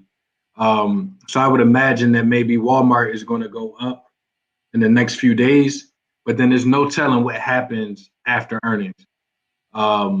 So if you were to play Walmart, it might either be a very short couple day swing trade, or you might want to wait until after earnings to see the direction of the stock. So Malk, maybe you chart this. When is earnings though? I don't see it. It's Wednesday. It may not be on here, but it's Wednesday morning. Wednesday, so that's 16th, 18th. Yeah. All right. So first thing we do. Oh no, it's Tuesday morning. It's Tuesday morning. Target is actually earnings Wednesday for morning. Black Friday. 17. So first thing is That's crazy. They do earnings this early. Well, Kels, you gotta imagine you rather have Black Friday and Christmas together, right? Like, don't split it up, put it all together, and then in January, that quarter is gonna look crazy. Yeah. And just for me, I'm not trading nothing at earnings. Like, because it's unpredictable, I don't mess with it. Not anymore. But that don't mean that you can't go back and see previous earnings and use that along with the chart to make your prediction on what's going to happen next. So first, zoom all the way out, find any points that stick out to you. I guess probably this one. But take it back to that 84. 84. Whatever that bottom point is. Even I mean, you can go back to 70, whatever that is. Because it's clearly an upwards trend. From here. Oh man. All right. Just pick that the coronavirus dip. Right here. Back in oh no, that's even further back. Yeah, pick that. That's December, okay. Just take that all the way up. But if this joint bouncing down here, that means something bad happened. Like, no, I wasn't telling you to make support. I'm telling you to make a diagonal. Oh, a trend line.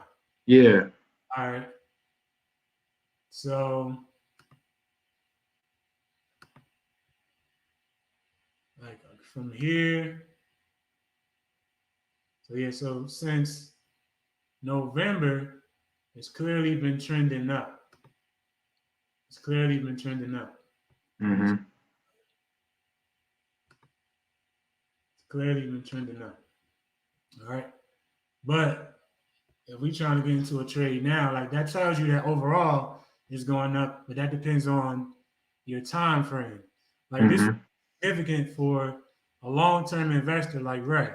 He want to buy it, he want to hold it, so he can deal with the ups and downs as it goes up. I ain't trying to do that. So I know that it's up, but I'm gonna look more so in the later thing. But G said that earnings is coming. So what G like to do, he goes to each earnings and Pay he'll some draw a line so we can see it. So at this earnings, the stock dropped. Well, it went up for 2 days, 1, 2, 3, 4, dropped for 4, and it continued its upward trend. Mhm. So it had a 2-day up, 4-day down, kept going up. The next earnings, and see, earnings was bad here. But no, it flew up and it came right back down. So that in the speaks to my same day. point earlier of a lot of times you'll see a lot of activity, right? Because what probably happened is, let's assume earnings was the morning of that day, or maybe closing of that day. It went up to 125 before it dropped. And look at it a few days before. So if you played it in 2 earnings and maybe sold right before earnings, maybe you didn't sell at 125, but you sold at 115 or 117. I'm not okay, never mind. You sold it like maybe 122, 123, and you still would have made some money depending on the option you purchased, or even if you purchased stock. Well, hold on, because we keep talking about options and we ain't really telling what it is. So it's kind of hard to explain without understanding it, but at a very basic term, you got 2 types of options. There's way more than 2, but 2 basic ones. A call is a prediction that the stock is going to go up. I think about it like baseball. Call up, right? From the minors to the major. Or the old heads. I'm gonna call this shorty up, right? Call up. And the put is down. Like don't put me down or put it down. You think the stock is going to go down, right? So here, like this would be G is. G is talking about playing it before off of the I don't want to say chaos, but the amount of The volatility. yeah, there we go. The volatility of the stock, the amount of people trading it. And you can see here too at the bottom, the volume. The volume, I put the line there. I can't see, but this red line, like triple the amount of normal people traded it this day. But on the day of earnings, it fell all this day. Right. So if you would have went in there ignorant, oh, this Walmart, the biggest company in the world, I know they just made all this money. I know they're gonna go up. You would have got smacked because it went down. Right? But that's 2 times in a row where it went down at earnings. But that's a big drop. The next earnings, it dropped again. Right here. Dropped again right here on the next earnings. Earnings here. Dropped again. So already noticing a trend, even though we took a step back and we saw that the general trend of the stock is positive, right? Is bullish. We know around earnings, a lot of people get into it, it goes up and then it drops. So that's just something to keep in mind. And it doesn't mean that that's going to happen every earnings. But again, it's like baseball. You got a 300 batting average. That means you're going to hit it 3 out of 10 times.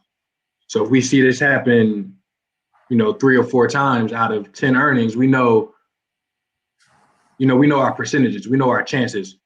So now, are you back to now, Mount? Yeah, this is today. Okay. All right. So that same trend line, honestly, it's a little off, but it could still be support somewhat, at least for these last couple of rotations. But go ahead and chart it out how you want, and then also make your resistance, and then we could talk about it. All right, so I'm gonna get rid of this trend. Like we know it's going up. It's a lot of lines. I'm gonna get rid of this last earnings. It dropped and it flew up after the last earnings.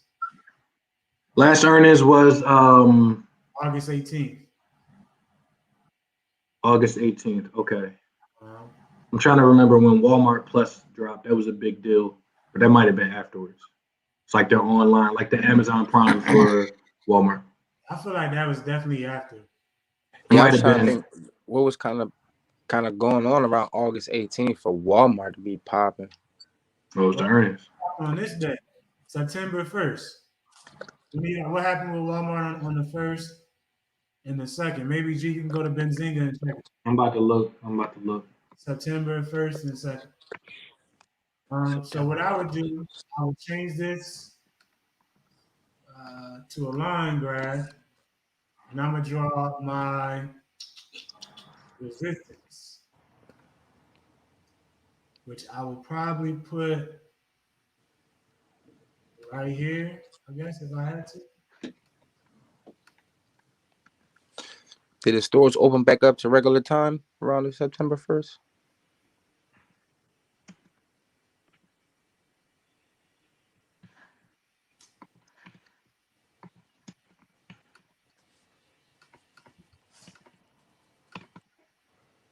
All right. I think it was the Walmart Plus. I think they announced.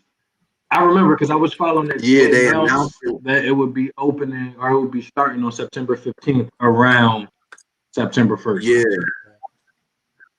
Yeah, they announced. I'm looking at it right now too. They announced that the Walmart. Has anybody Plus used it yet?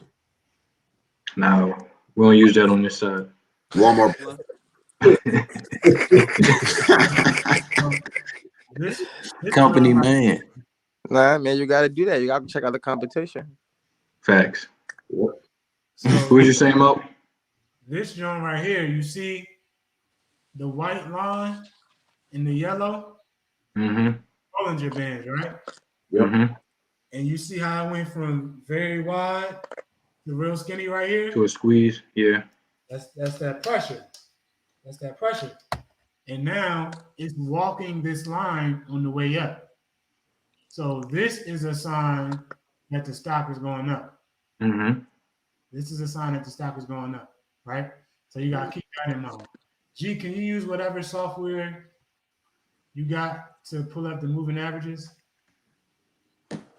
Keep talking through it and I'll see if I can do it. All right. So we got the signs that it's going up. But what would make me hesitate? This stock is essentially at an all-time high. Already. Let's see. Yeah, it's gonna come back. Yeah. Yeah, this the highest this stock has ever been. Puts ready. It's the highest it's ever been. Is it even before Corona? And Yeah, Now. I think so. yeah. No, I'm saying You the would highest think- it's ever been, even compared to Corona. Oh, Yeah. I see what you're saying. Yeah. You would think Walmart would be higher, but I'm assuming they just have a lot of shares. Outstanding shares. See, if I go back, Like Disney. Wow. this is the monthly chart. So this is by far the all-time high. So being that this is an all-time high and on earnings has a tendency to go back down, even if it shoots up for a day or two, and it's above resistance, my sentiment would be that it's about to go back down. Yeah.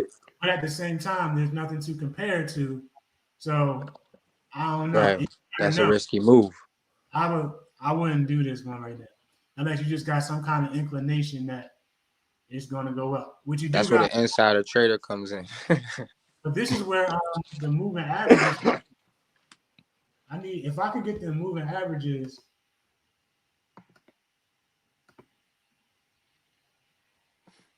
But What what strategy? day are you looking for? Like what time period? What time period? 90. A 10, 20, 50, and a 200. 10, 20, 50, and a 200. And are we looking at the options portion, or are we just looking at it? We looking at it from a stock lens or option lens? Which one are we looking at it from? I'm never looking at stocks again. I'm only gonna look at options. We gotta say it for the people, man. Yeah, got a whole bunch. For the little boys and girls out there man, he's watching. People just getting started. They don't want to skip over straight to options. So they gotta learn the stock game first. Yeah, you gotta know stocks before you know options. If you learned, you wouldn't trade a stock. Like even if you wanted to We're- trade a stock, you should I- sell a naked put. If you sell a naked put, I know, but go ahead. we was talking about the people that are watching. They not where we are right now. Yeah, I'm not mad at you answering the question. That's a good question. But I'm just saying, for the people that are watching, if I knew from the beginning, I would never buy stock. And if I didn't own the stock, I would sell a naked put because you can still own it long term and own the stocks for a reduced price. You would sell a naked put? Yeah, Oh, you you ain't get there yet. You gonna learn. Nah, I ain't get there yet. No, I'll be honest. I did get there. I'm just not selling nothing naked because if something goes sideways, I ain't got that bread to cover it. Yeah. To go into the open market and find it. If you got to the master classes yet? I mean, you want You gotta get to there. sell it if you ain't know what you was doing, Yeah, you gotta get there. especially if they lose it all. You do gotta have the bread to buy the stock, but it's just like buying a stock. You gotta Yeah, have the that's bread. what I'm saying. I'm one, you gotta have the bread to buy the stock, and then two, you just gotta have the bread to buy the stock. Because if you already had it, you wouldn't be naked if you already actually purchased the stock. Basically. But I mean, the benefit of being naked is that if it get put to you, now you own it. But you own it for the stock price minus the That premium you selling it. eat. Okay, but don't you gotta go to the open market and get it though? To get the put? Yeah, Yes. you talking about if you don't get called out? Only way you don't get called out. Well, I mean, let's assume it's going up, and you did a put. Only way you get Yeah, called you won't get called out then. if it goes down. If it goes up, you just keep the premium. But if it goes down, you gotta buy the stock. But you pay for the stock minus the premium that you sold to them. And I know that's when you gotta cover it. When you naked and you gotta cover it. Exactly. But I'm saying, like, if you was gonna buy the stock, you're gonna buy it anyway. So you just gotta be prepared to cover it with the money that you're gonna have to buy the stock. Yeah. Okay. But the reason you will be going naked is because you're not looking to buy the stock. You feel me? You got to. I mean, You're right. you got the bread to buy it, but you got the bread to buy it, but you don't want to buy it. That's why you're going naked in the first place. No, normally, like, watch this. Watching.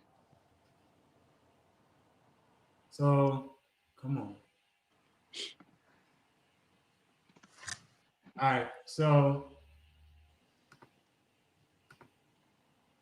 say that, and I'm just making this up. So, say that a stock was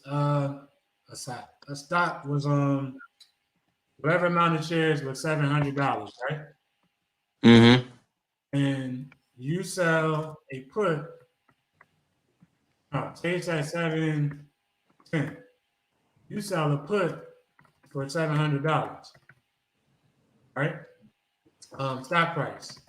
And let's say that the premium you got for that was $600.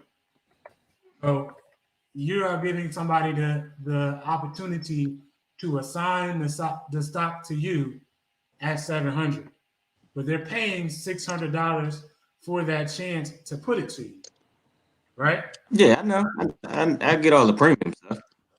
Normally, if you wanted to get the stock for $700, you have to catch it at $700 and just buy it.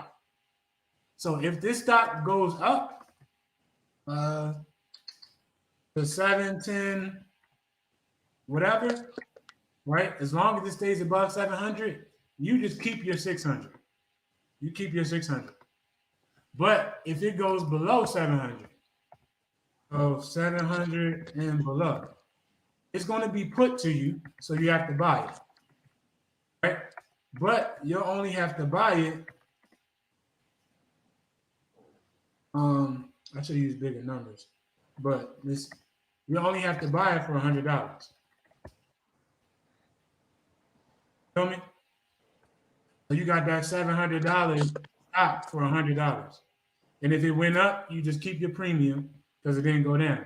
But if it does go down, because you plan to buy it I mean, anyway, No, I know the premium is going to protect you on the slide going down because that's going to lessen your loss. But what I'm saying is, I don't even want to do that in the first place.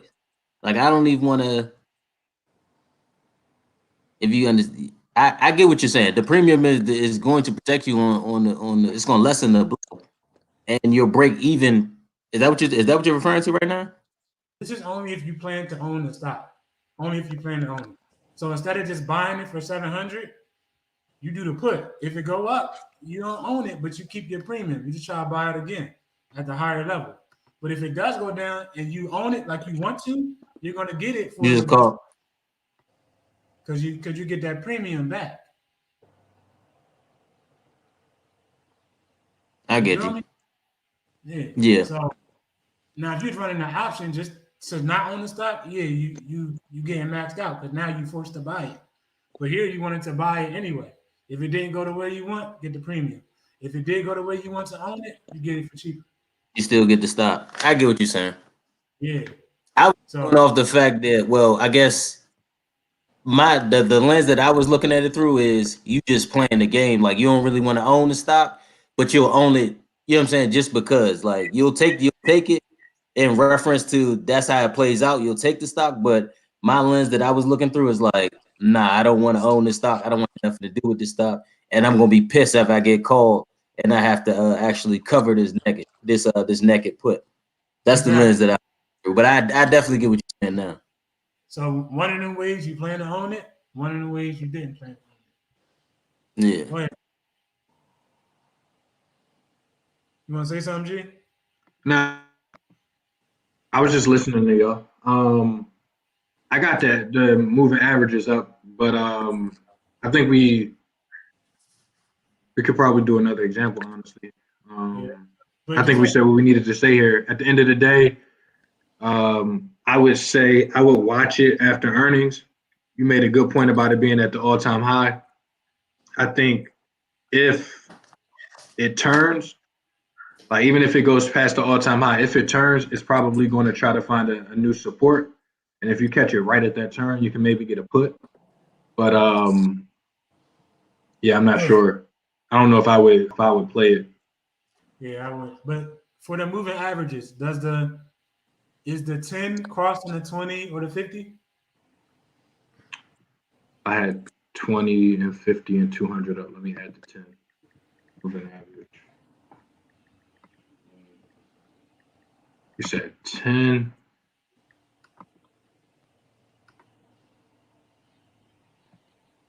So if I zoom in,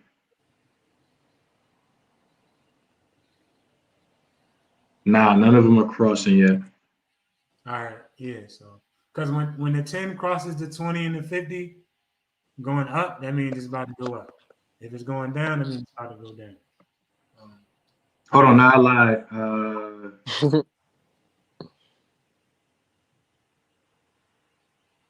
I'm trying to see. So I got a lot of lines on here now. So Nah, none I don't think it crossed yet. It didn't cross yet. Okay. so if none of the lines were crossing, then what? It's just channeling. Well, obviously, it's All not. right, love lot. I don't know. I gotta see it. I don't know why I can't. Oh.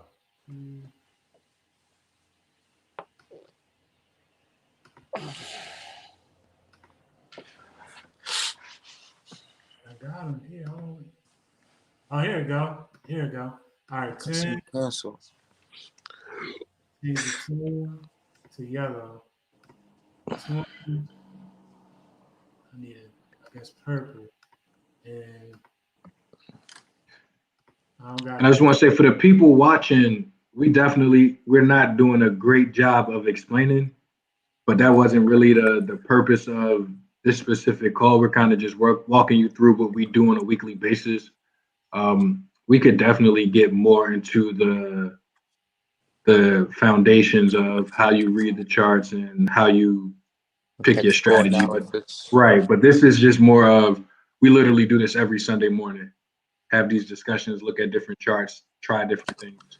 Here we go. So and G is correct. Like, we definitely not teaching. We just making our process public. So Conversation. the 10 is the yellow, and the purple is the 20-day. So the yellow line I'll is add 20. that over the last 10 days, the average price.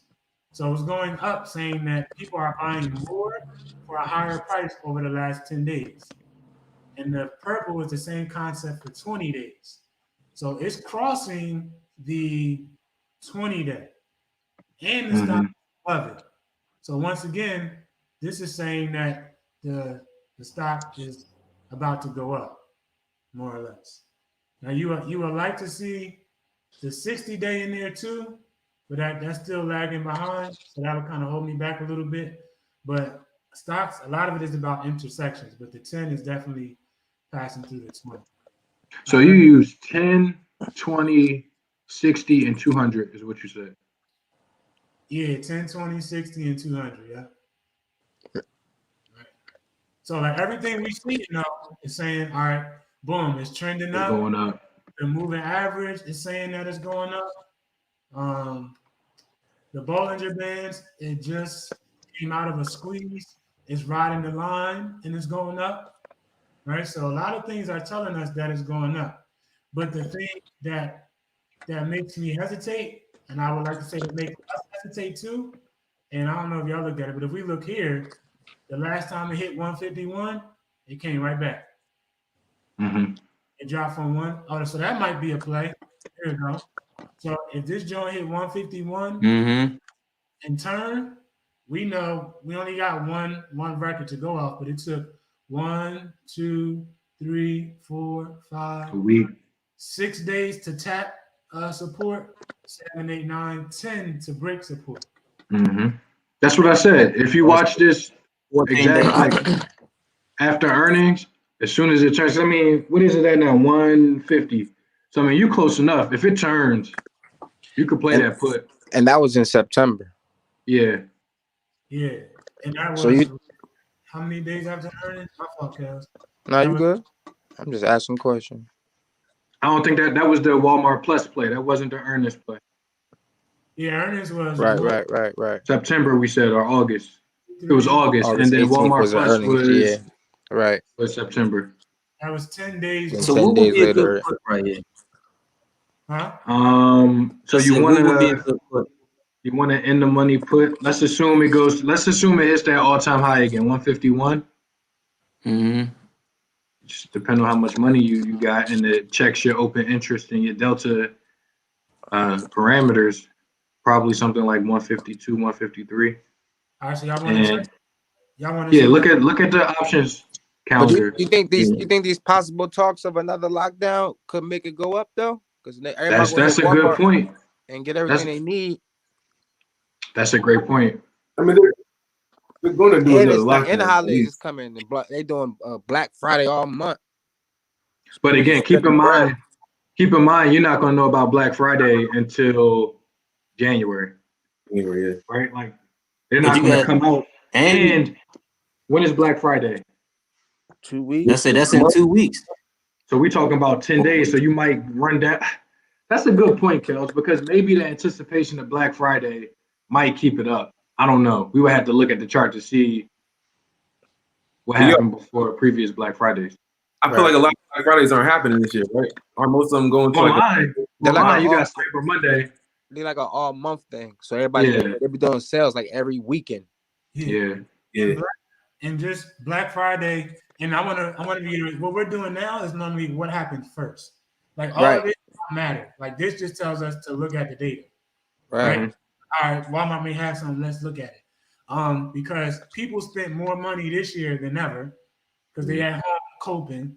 Right. Not talking about they broke, but it's more money being spent than ever, including in the people's homes who broke. Right. So, and some of y'all just said it. A lot of people are doing Black Friday as a month now, and they got Cyber Monday. So we've never seen a Black Mhm. Friday. This is very, very, very unique. But that would just tell us to go look at the chart. Just go look at the chart. I'm gonna make it better so they can see what we're doing. So, and I wouldn't really play this, but this is so we can look at it. So we think the stock may drop from 151 to 136. So we're going to go to our options. All our viewers, write that down and come back and check with us to see if it happened. Yeah.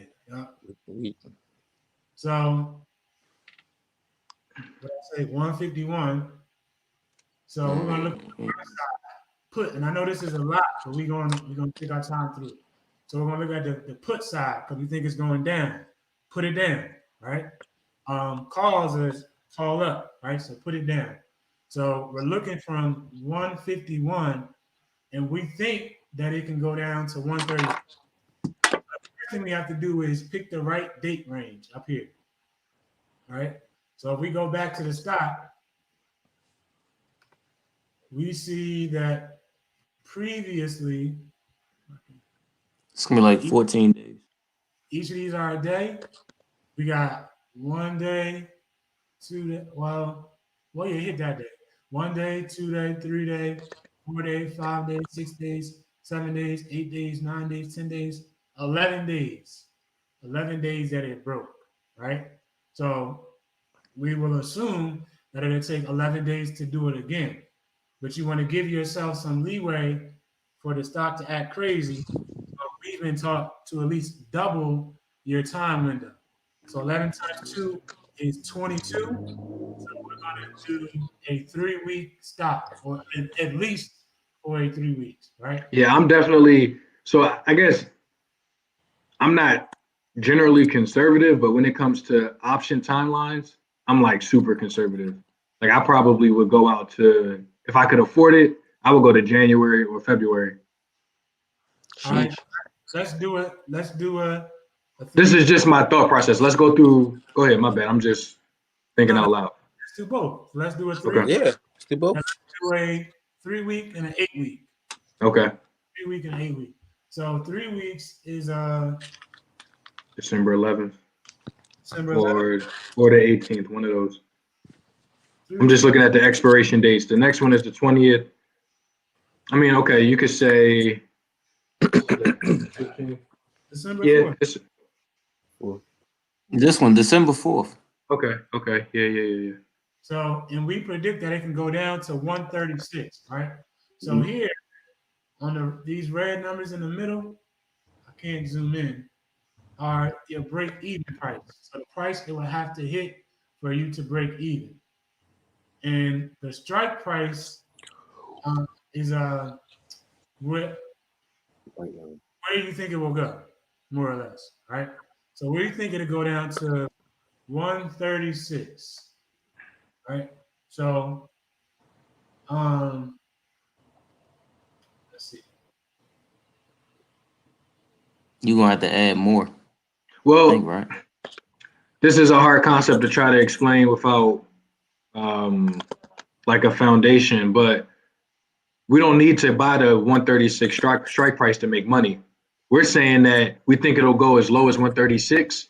So any of these will work because our strike price at 147 with a break even at 144, we would make money because we think it's going to 136. So we just want to make sure that whatever our break even is at least 136, but ideally higher than 136. So you can make even more money as it goes down to that 136 number. Yeah. Because your goal is to get the stock to Fall, period. to break price pick to go below. So the higher you go up, the more space below you'll have, right? That depends on your income more or less and your personal plan. So let's pick on something that helps us pick your delta. So a delta is how much money you'll make as the stock moves. So we learned to pick a delta between 70 and 70 cents and $1, right? It's going to be negative because you want it to go down. So negative 70 cents and $1. So just off of that alone, we ain't messing with none of these. It's one. Oh, you mean the out the money here? Yeah, out the money. None of these cut it. And down here, all right, we got 73, 80, 86, 91, 94. So basically everything above 157.50. But we need an open interest of 100, right? Because somebody needs to, we're buying the chance to make somebody buy the stock at this price, right? So it's got to be people on the other side to buy it from you. But none of these have an open interest. These don't got none, period. This got an open interest of 10. So this tells us that this is a stock we don't play. And one Let's thing, check back on this tomorrow. I wonder if that's accurate because the market's closed. I imagine that it'll be more interest tomorrow, but that's besides your point. yeah. Well, I mean, yeah, we'll have to see. But Yeah, it ain't nothing there. right. It was KG. But continue the example as if it was 100, like if the open interest was there though. You said Just KG or it was KP? 100 and continue the example. You. Well, let's pick one that meet the requirements. That just means we got to look for another. All right, so go out to like January 15th just to see what it looked like. Oh yeah, we didn't do that one. Okay. All right, January 15th. Cool. This one here. Better. But look how much that joint costs. Yeah. Yeah. With how much is the option? It's $30. Whoa. Whoa, times 100. But all right, let's work through this so we can understand how much these things cost. And I mean, this is a very expensive option, but just so you know how to calculate the actual cost. Now, I also want to put that it's relative. It's very expensive if you ain't got the bread. Yeah, facts. It's expensive to some people, to broke people more or less to keep it G. It's not expensive to other people. You feel me? Like in due time, this ain't gonna be nothing. I know there's most of us right now who could do this if we wanted to. You know? Right. It ain't that expensive. But if you don't got it to lose, it is expensive. And that's why like you compete for it yourself. Don't worry about everybody else. But I just want to highlight collectively, not speaking to us, but our culture, we gotta change our definition of money. Like $3,400 ain't that much money. Like you hear people with money tell you $1 million, that joint going in a year, you know. That's true. So here we see. Let's just get the last price that somebody bought this option for that meets our requirements. So when the stock goes down $1, we'll make $1. Perfect match. And there's 517 people in this trade. So that's good. So the last person bought it for $3,400.33. Because with an option, you are buying the option for a put, you're buying the option to sell this to somebody at this price. When the stock falls down, you can still sell it to them for the higher price. You make them buy it. Right? You're buying the option to sell 100 stocks at this price. Yes. So that's how this 34.33 is actually 3,433. Right. And you're not buying the stocks. No. You're buying a contract that gives you the option to make somebody else buy them from you. Right? So $3,400, right? And we got, so this price is 180, but you need the actually we skipped this part. This is the stock price right now, 150.54. These are all of the places where you can more or less buy your prediction for where it's going to go. So for this one, the stock costs you $34.33, and the strike price is 180. So you do the strike price minus the premium, the amount you paid to get this option to get your break even. So 145.67 is where you will start making money. 145.67. All right. So you will pay $3,400. So G, you want to do the formula to predict how much we will make? from 145, 47 to 136. So sorry, I was looking at the earnings. 160 points. All right, so if we get this 180 strike, let's go through the formula to predict how much we would make. All right, go ahead and scroll down to it. Is that 9 points? 145 to 136. Yeah, just about. Yeah. That's the target points minus.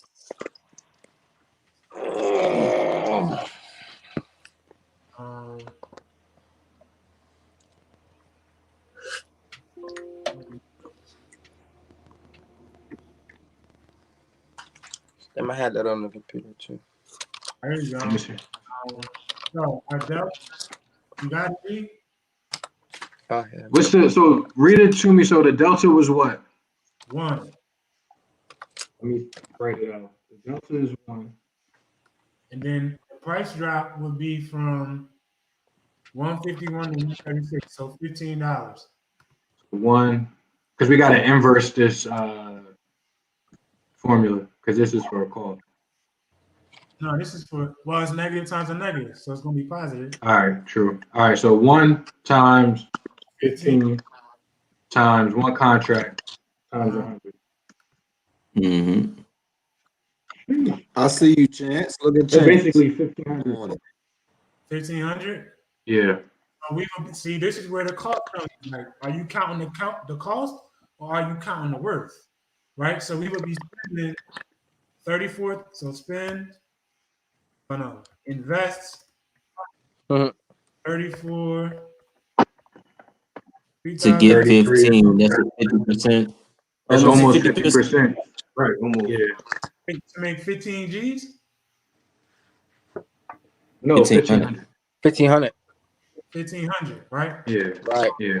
Okay. Now, if you would have bought the stock 100 at 150, you'd have been down 15 G's. If it Not- dropped, yeah. Yeah, if it dropped from 151 to 136, Yeah, you would you have could been. have just bought the stock outright instead of doing the option. Yeah. But the numbers are different with the options because multipliers. Because All right. of how much you would have lost with a stock. But you would have lost, or if a regular stock, you would have bought a put. Because like a regular stock, you can bet that it goes down. But you got the potential to lose an unlimited amount of money.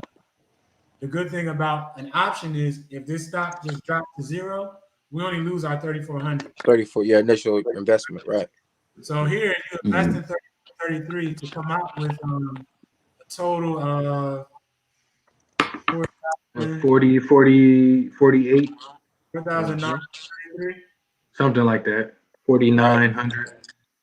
So basically, you probably made like a 45% profit in maybe 3 months, like the longest. No, that's incorrect. Well, depending on how gotta do long you theta. put your put in for, time Yeah, wise. the Well, that's what I'm saying. expiration We're date. looking at 3 months because that's what he do. Yeah, we're looking at January, so I'm assuming. But look, we gotta do this time value. Oh, okay. Right. Well, okay, yeah. So Let's do that. So 100 times the theta. Theta is You can find the data. 500. There you go. so theta is which one do you do? 180? So Yeah, the 517. 0.01. $1 a day. $1 a day. $1 a day. Right? So that would be one contract times 100 times the theta. 100 times, so $1 a day. $1 a day. If you made this, if this trade happened for you tomorrow, you would make your 1,500. But January 15th, how many days is it? 7. It's November 15th, so that's December. That's 60 days. So you 60 lose days. All right. So the least you would make is 1,440. Yeah, I can Right. live with that. So you would And come out. So you would Hold invest. up. The theta takes to that subtracts time. The data is the burn. So data is That's the burn. Oh, okay, never mind. that's how much you lose each day. So we just Okay. calculated that you lose $1 a day. 60 days until that January 15th expiration. That's $60 that you would lose if you. Oh, okay. I didn't know what the theta Yeah. was. Theta is All right. burn. It's like a little And I just theta. forgot. It's all good. That's why you have a team. Right. Because with an option, the sooner you make the money, the more money you make. Mm-hmm. The time Because value. the option, you got a specific window. Like G chose the 15th. So this deal got to be done by the 15th for you to make bread. So the closer you get to the 15th, the less money you'll make. So that's why you got to account for theta. But if it goes down and you choose the right option, which costed more, because you had to pay for more time, but if things go as you were planning in this example, you will make 1,400, 1,440. What I say? 1,440 to what? To 1,500, right? Yeah. Mm-hmm. All right, so let's do some math on that. Quick question. Go Some ahead. contracts only last for 30 days, right? Huh? They have weekly contracts. The standard option expires the third Friday of the month, but then a lot of stocks have weekly contracts too. So you might be able to buy. I think next week is actually the third Friday of the month, but you could buy an option that expires in 2 weeks. You can buy one that expires the third Friday of the month. You could buy one that expires the same week you're in if you get a weekly option. Yeah. And that was the thing that got me. It got G2. Like we wasn't hit to looking at the time frames. Like we were picking that on Wednesday that expire on Friday. I was hip. I gambled. It was just a bad gamble. I was hip. Hey, my man was rolling. Yeah, that it was a dice, bad gamble. When you learn that information and you do that, you be like, why would Like, yo, When you what was think I- back, yeah. He was like, you're wild. All right, but look, so let's do this. And this is where school math matters, right? So number one, the average bank return, like you put your money in the bank at a super high level, you're getting back 1% annually. 0.01% annually. All right? 0.01%. Average return. So you put $100 in the bank, we're gonna give you back less than a penny a year. That's scary. That's what we do in our culture collectively. Put your money in the bank, save it. And you get back 0.01%. But let's use this to see how much we make. So in order to find out how much you make in terms of percentage, you gotta do part over whole equals part over whole, right?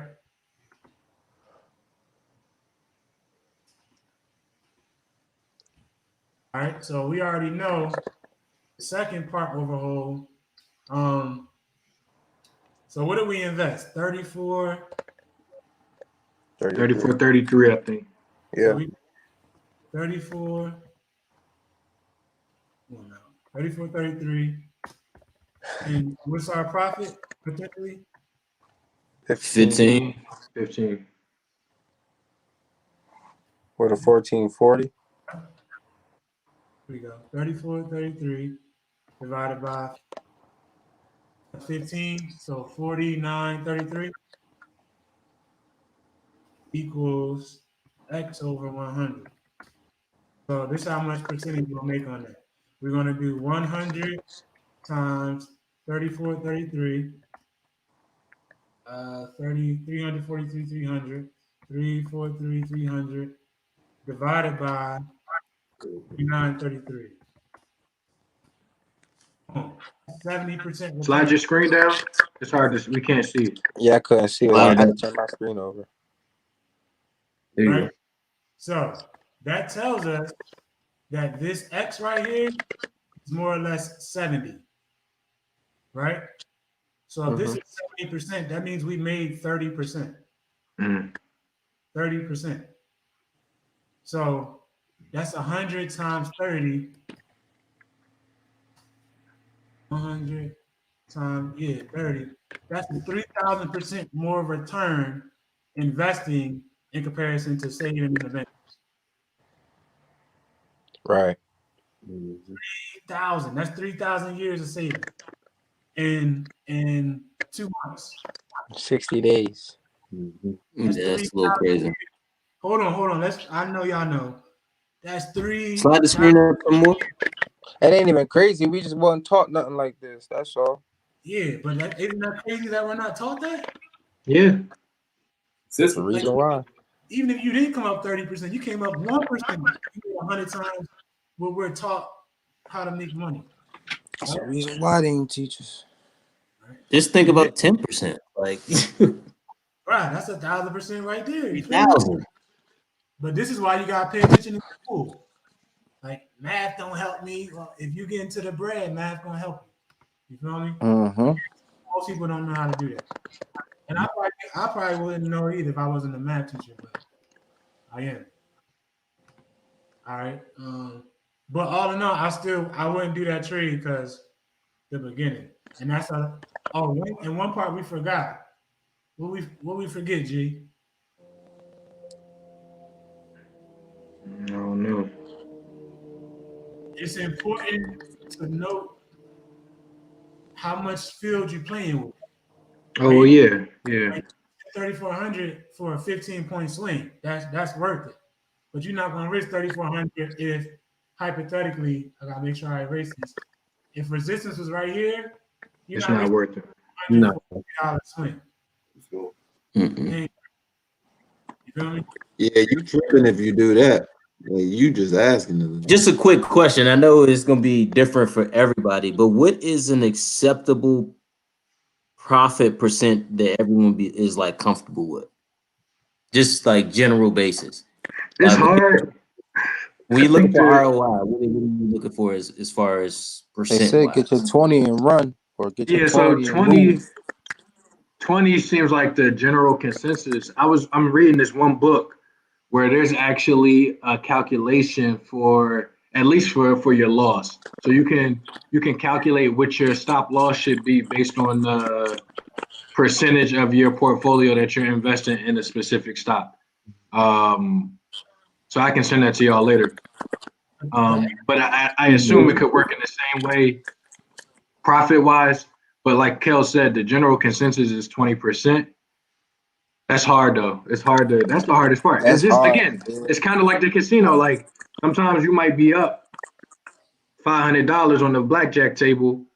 You got to know when to walk away. Well, G, The casino effect. don't you got like a chart that shows you how much percentages you should take out, like based upon percentages you should remove whatever amount of money or something like that? I know you said something like that before. You talk about that? No, so that shows you what your that's the options profit calculator. That shows you what your profit will be based on a specific price point. So we just did all this calculation to see what our profit was. Yeah. It's a website that you can go to and type in all this information, and just like this, you know, all right, my max profit is 1,500 or whatever it is. Gotcha. The standard return is 10 to 12%. 10 to Say it again? 12. 10 to 12%. Oh, If y'all waiting for 20, Right. I guess in the long term, it's 20. Everybody's saying 20. Because boy, that 20 may never come. Boy. well, look, that's why it's important to be knowledgeable, right? And I'm not Yeah. carrying y'all. I'm not In carrying the y'all. long game, 20% is ideal. I mean, yeah, but that's where you make sure you have your escape strategies. But I'm not trying to carry y'all. How many books y'all read on the stock market? None. None. I ain't gonna. Books, none. Articles in reference to the stock market, many. Sit over. I got a couple. I got about 3 or 4. Who said 2? No, I think he said 0. I think somebody said zilch. 0. And I thought you said zilch, boy. you said 3 4? My man says zilch. Zip zeros. Yeah. Zip zero zada. G, you said 3 or 4? 3 or 4, yeah. Yeah, and I've read 4. Like all that, like, it gives you like a super article. You feel me? Right. More in And depth. it just like that piece of information right there. Like you would have been waiting for 20, and you get that big red candlestick and you blown because you should have known to have your joint set up at 10 and not 20. Right. But it's definitely 10 to 12%. But okay, I don't disagree with you, and I know where you're going with this, but I would assume that this means that this is it's like a moving average, right? Like that average return. So that also takes into account what you lose. So I don't think it's necessarily a bad idea to say that 20% is a good limit for me to take my profit, but you also have to have a limit on your loss. And I think that balances out. And hopefully, if you're lucky, it's 10% across the board. You're right, because keeping in mind that 90% lose, if there's still a positive average win, even though That's a win. I mean those gains is big. Yeah, fact. I'm focusing on the point that you got to know the number, just so Yeah. now I'm going to blow up. Yeah. But yeah, you're right, because 90% lose. Mm-hmm. All this income in this country, most of it is sitting in 5 households. Yeah, Right. that's right. Right. So the 1% of the 1%. All right, so let's pick another one. Look at I was looking at Microsoft because Kel said the Xbox and PlayStation thing. So MSFT. Misfit. I'm happy I know a lot of these without having to look them up. It's crazy how you remember them, like Right. memorize these joints. All right, so this is I never Corona. thought you'd be memorizing tickers. Right. Boom, Corona, like G said. I'm gonna make that joint yellow, and then we got the bottom of the Corona. No, incorrect. Line.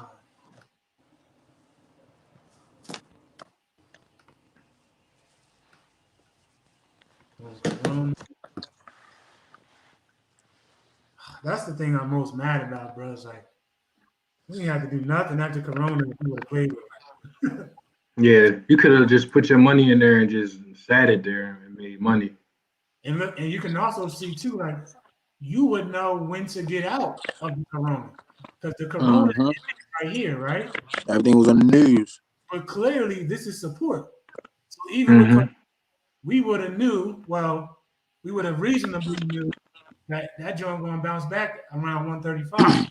Mm-hmm. You could have ate from 135 to 230.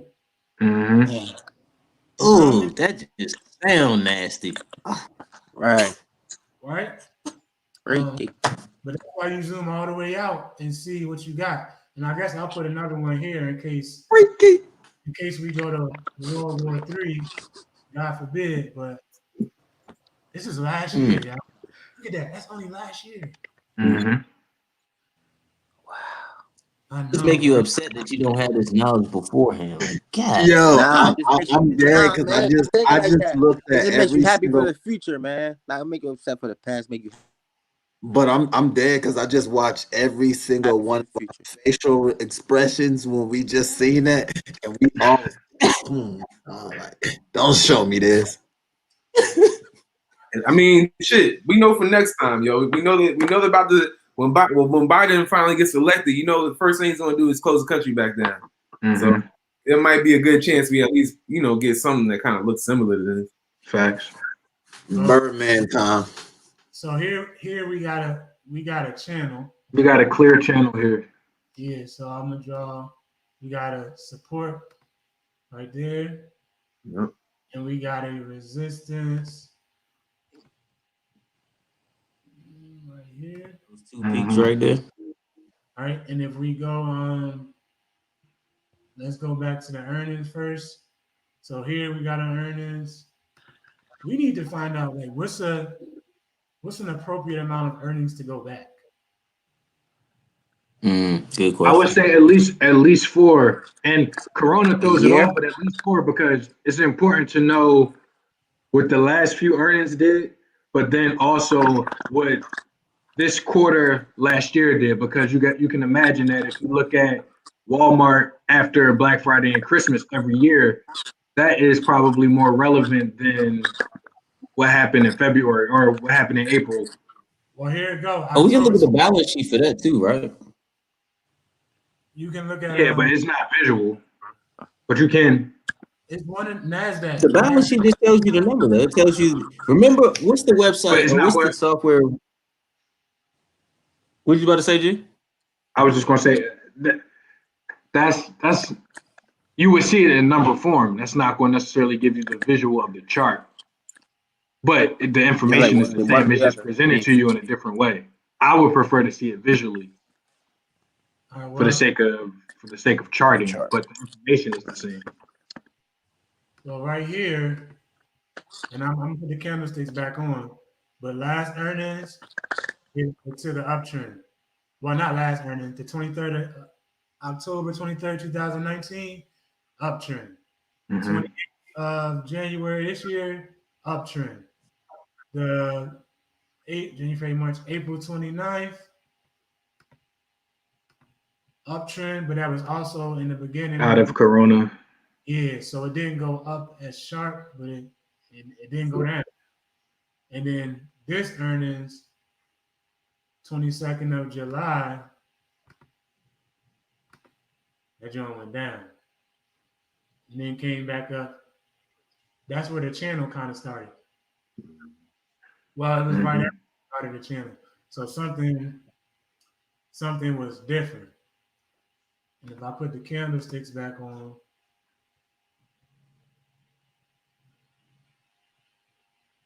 yeah, this is real slow movement. Real slow movement.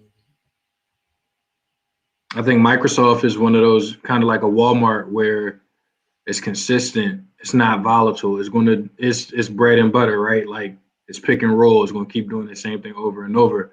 But then I imagine this is just my idea. After we shut down or after we roll back because of Corona, Microsoft became more important because you got more people working from home. You got more people being online. So um, that's my assumption.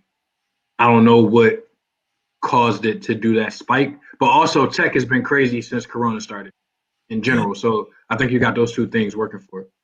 Can you see if you can find the beta, one of y'all? Find the beta from Microsoft? I got you. It's probably less than one. Yo, Malk, you gonna have to let Kels back in. He He dropped dropped off, but he said Who, KP, that's you looking that up? Yeah, the beta is 0.87, and that's according to Yahoo Finance. 28.7. 0.87. Oh, See, Yep. that's less than one. I could just tell that from looking at it. But I bet you it was even lower before Corona. Like it probably went up because of this last 6 months. So, yes, I that makes sense. So right here we got Draw your resistance, or is that your resistance, that red line? I don't know why it's red. It's fine. I just wasn't sure. All right.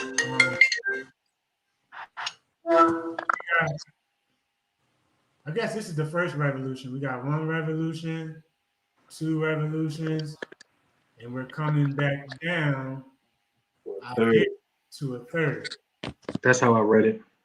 which means something is about to happen, most likely. It's gonna run up or down. Yeah.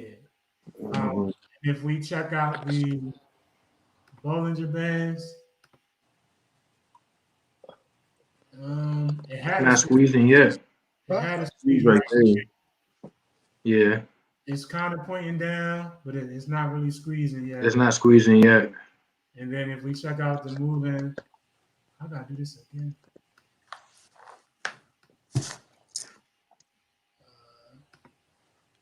If I put it on the 10, 20, 50,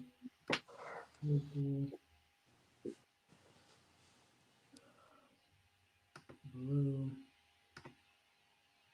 and more colors.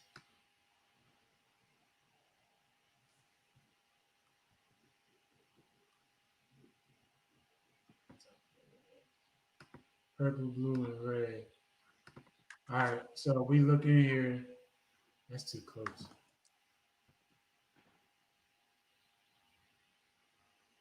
Let me get you some colors.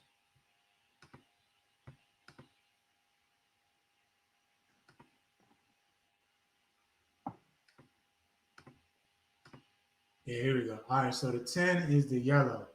All right, so the yellow is above the 20, so it's still trending up. Mm-hmm. So this too is a stock I wouldn't mess with.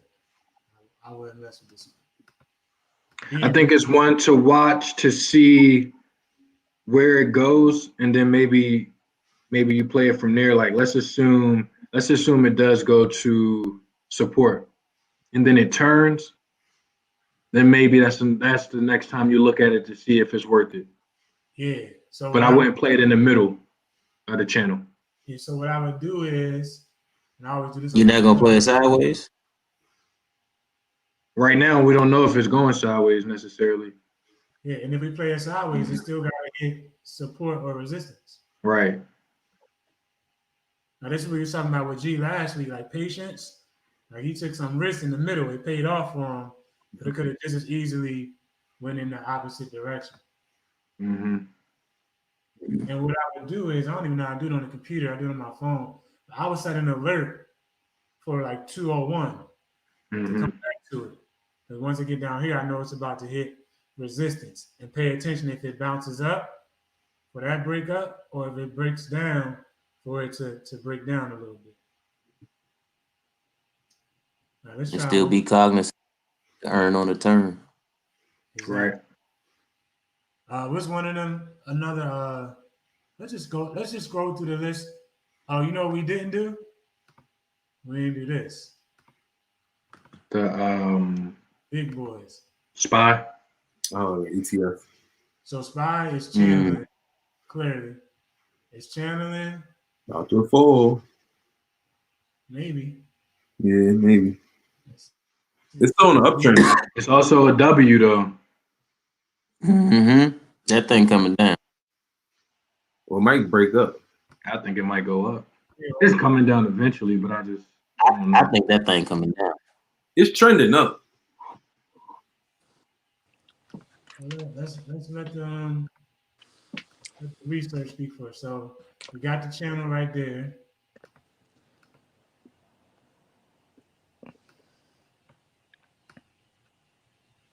You know what? It's coming down because, like KP said, we're going to hear something more about shutdowns. That's going to scare everybody.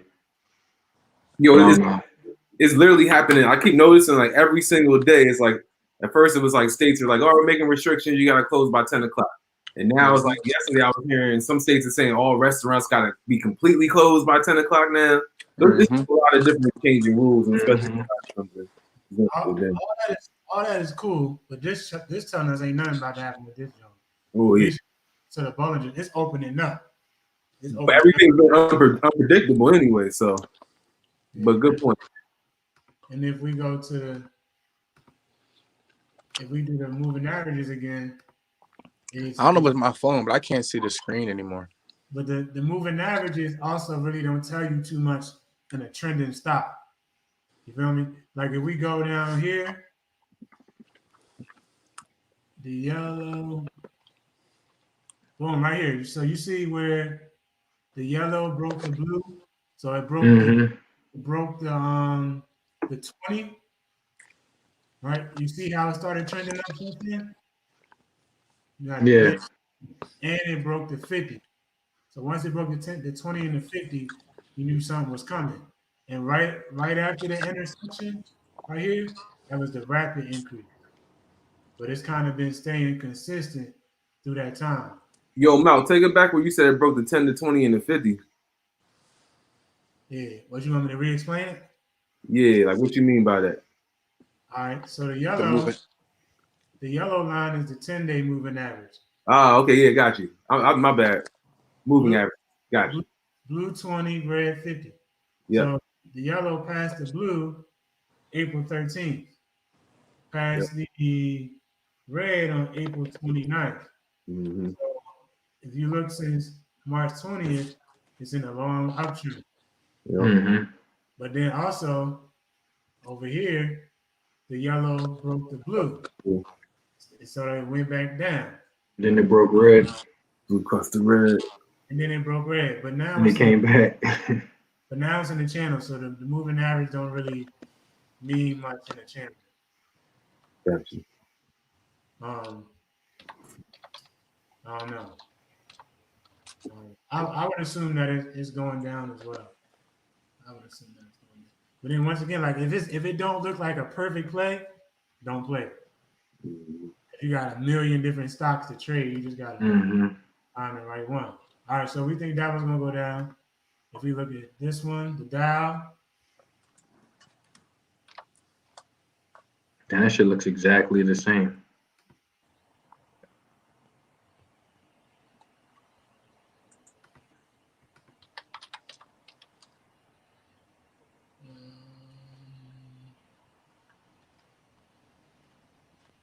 yes, right here.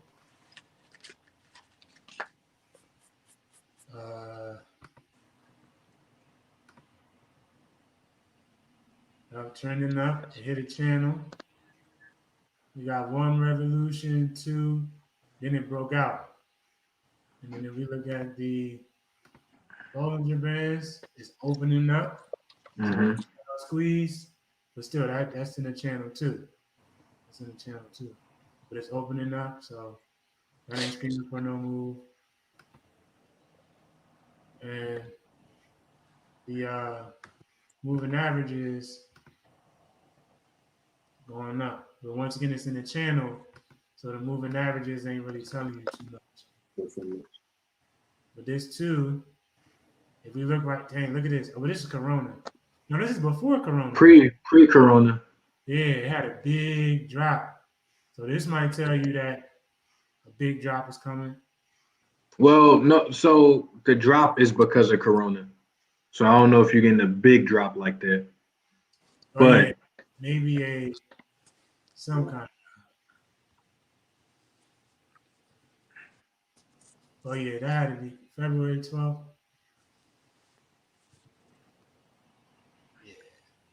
so that's why Trump was saying we're in the best economy of all time, because all of these ETFs, they are all-time highs in February, and then corona come right behind it. Then this NASDAQ, same thing again. So they all look the same. Yeah, same thing. Russell looks a little different. It's still a W. It's just it's a little sloppier. But it ain't really no channel though. This junk going up. Well, like 1, 2, that's only 5 days. But yeah, we can do this for forever. So let's try to find one, and that could be the last one. So we looking for one. Would y'all agree? One that's trending down. Yeah, see if you can find one.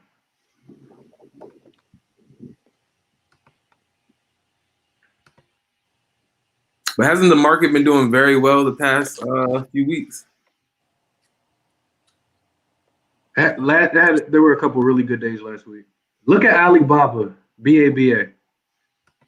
Didn't they just make like 70 million in one day? For real? They're in trouble because yeah, my guy Jackie Ma, he said something about the Chinese government. Oh, that's because he just made 56 million in one day. They had Now being investigated. They had Alibaba Singles Day, which is Amazon Prime Day, right? Mm. Amazon hit like 3 billion on their Prime Day. Alibaba hit 56. Yo, That's crazy.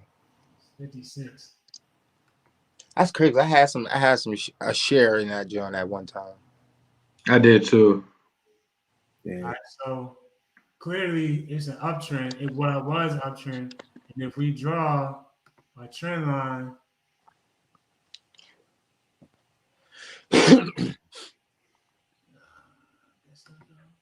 Start there.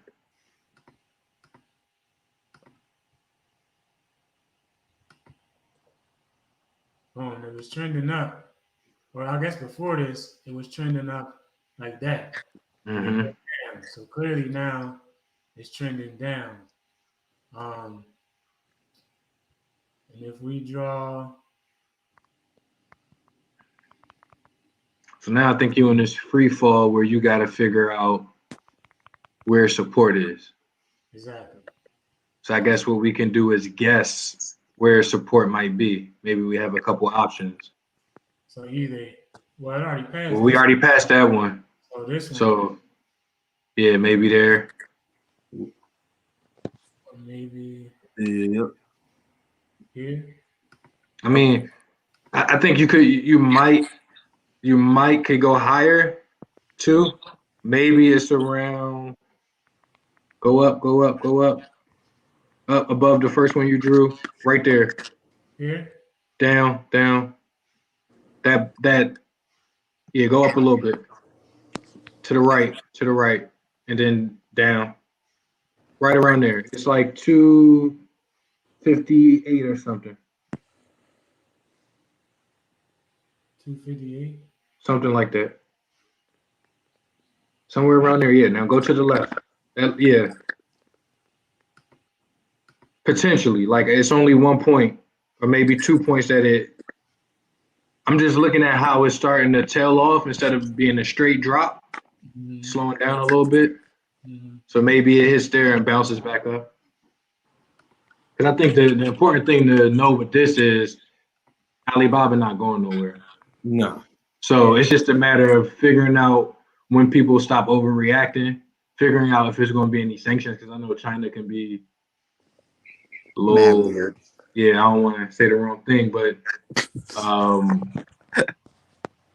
once that stops and it turns, you probably getting that same momentum right back up to wherever they were before that incident happened. Well, this clearly is a trending stop. So let's see what the indicators. Dang. So Bollinger is super open. Feel me? So Mm-hmm. it's walking the line. See? Damn. So that's a sign that it's continuing to go down. Wide open. And then if we go to moving averages, yep, the yellow crossed the blue and the red. So it crossed the 10, what's the blue? 20 and the 50. Mm-hmm. So this joint might be going down for a ride. You might, it just crossed too. It just crossed A couple days ago. 4 days ago. Yeah, so maybe we can put this as a note. But you just don't I've been know. watching this one all week. I'm just curious to see where it stops because that would be a good. I think it would be a good long-term option if the price was right. Yeah, A and long-term call. the Bollinger and the long-term put, you mean? No. I don't know where it's going or when it's going to stop. Like I don't know. It could stop at this first support. It could stop at the second support. It could go down to the third. I don't want to play that game. I want to see it turn. Huh? I said, got you. Yeah, I want to see it turn, and then my assumption is that if you can get a call long enough out, you'll make money because it's going to go back up. All right, well, let's make this our note for the week. Okay. According to the moving average in the Bollinger Band, this joint about to keep going down. Mm-hmm. Mm-hmm. It's going to break these resistances. Because the Bollinger Bands is wide open, and the 10 just crossed the 20 and the 50, right? And like if we can go here,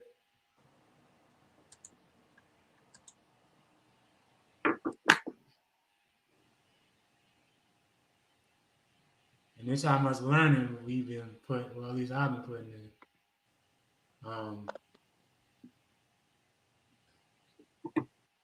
Bears, when the 10 crosses the 20 and the 50 in a downward direction, it starts to separate. It may signal a new trend in that direction, right? So we got that jump going for us. And then the Bollinger Bands.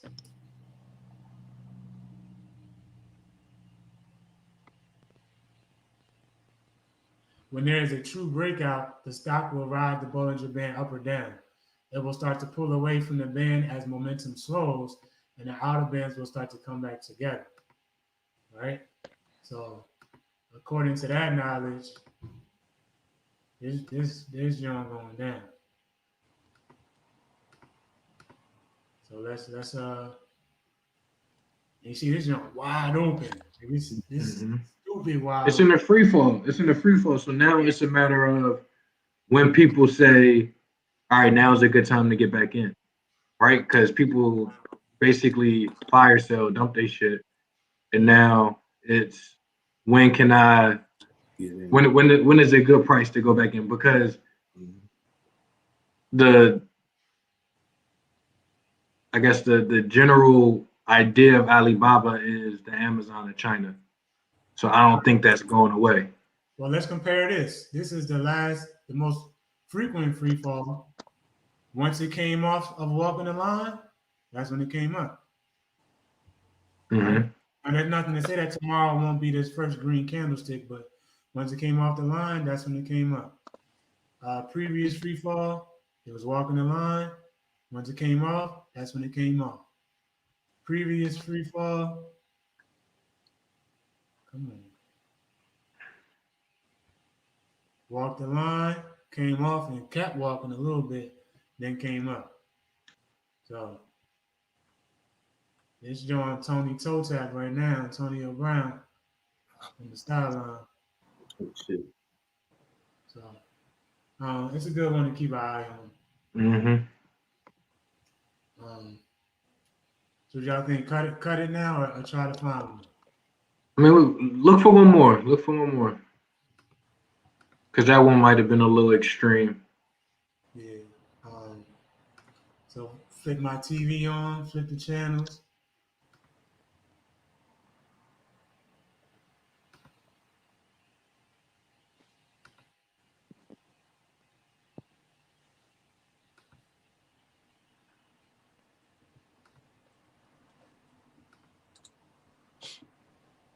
You go on. They're like the same type of situation. So, and it just broke. It broke resistance. Support. It broke. Yeah, well, I keep saying it backwards. It broke support. I mean, it did both, right? Like it did break resistance and hit what Yeah. looks like an all-time high, and then it just fell off a cliff. And the Bollinger Bands is wide open. It's just now walking the line a little bit. Moving average, the yellow past the blue and the red. So that's another one we can look out for next week. APD and Mm-hmm. what was Alibaba? BA? BABA. BABA. All right. APD. All right.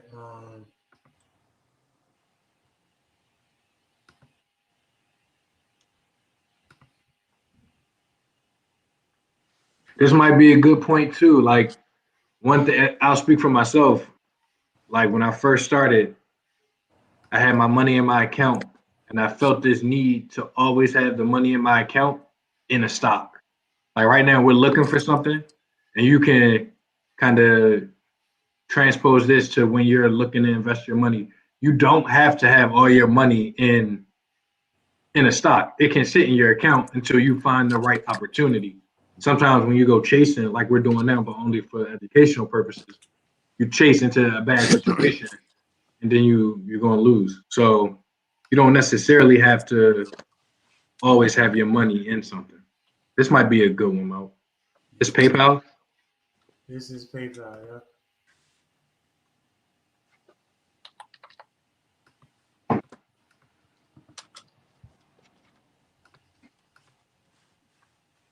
This Corona. Yeah. Mm-hmm. Oh, you could have ate. I know. We could have picked anything, yeah. You could have picked anything. You could have threw your money in there. All right, Corona. Like, I don't even know how you draw a trend line for this. All right, that's a little easier. But it's in the channel. I'm just talking about if you wanted to draw. Like, I like to draw a bigger trend line, like from months back. So I will always start from like the bottom of Corona and go up. I just like to see it, but you don't have to.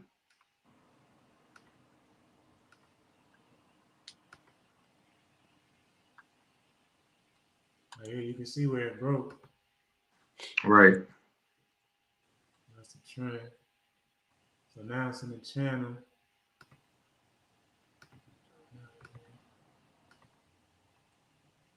So I think we got a clear resistance right here. Mm-hmm. Twice. And then support. 1, 2. I guess that's a good support. 3 of them touching.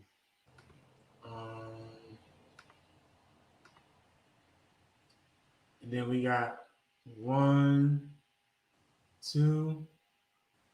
Now it's doing something a little funny. 1, 2. I don't know what's going on with that, John. I will watch this to see if it goes down to 182. if it goes down there, and then if it breaks that, then you're really in a bearish trend, I would say. Mm-hmm. So you might be looking at a breakout down. And if it do break down, Then you got some space to work with. it seems like it's Like right me. here. I mean, I think I would make it at that. I would move it up. Right here. Yeah. You gotta see if it's gonna go past that. Yeah, that's only $6 to play with. Yeah. So it's just a weird time right now. Weird time. All right. See if we can find one. This way is the benefit of having them screeners. Yeah, to help you.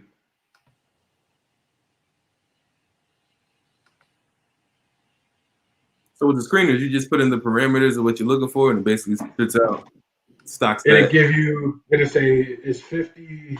There's 50 different stock tickers that have crossed the 10-day moving average, have crossed the 50-day, that are large cap stocks that have X number of outstanding shares with earnings coming up in 3 weeks. Like, you can build it. Yeah. So you might only end up with 5 stocks, and maybe based on your rules that you've created for yourself, that's the one that you're going to play, because 70% of the time I win on these types of plays. Gotcha. But you really gotta build out. I think it's beneficial. That's what I was trying to say yesterday in the group chat. It's beneficial to go through this process so you know what you like and what you don't like before you start playing with the screens. Yep. The highs and lows and what you need. Okay. Mm-hmm. If this joint downtrending, What's this? Kinder Morgan. I don't know what that is. God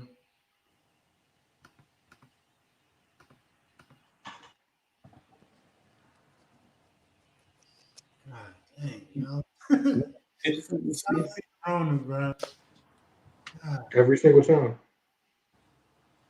that's at all-time high too. All right, well, I mean, Damn. so maybe Let me see what Kinder Morgan is. sound like a bank. I think it's German.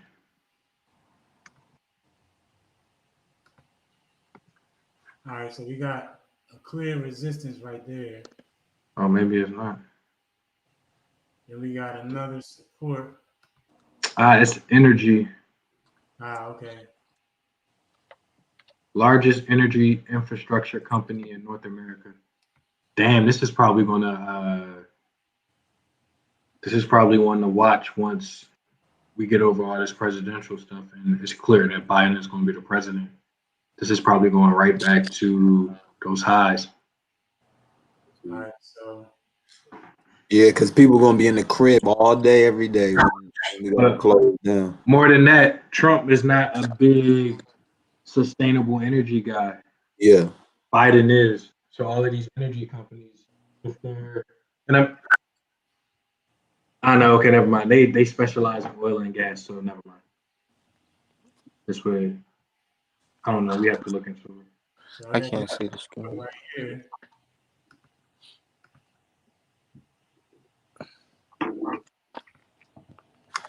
For the people that's with us, I appreciate y'all. We on upcoming to 3 hours, so we appreciate y'all.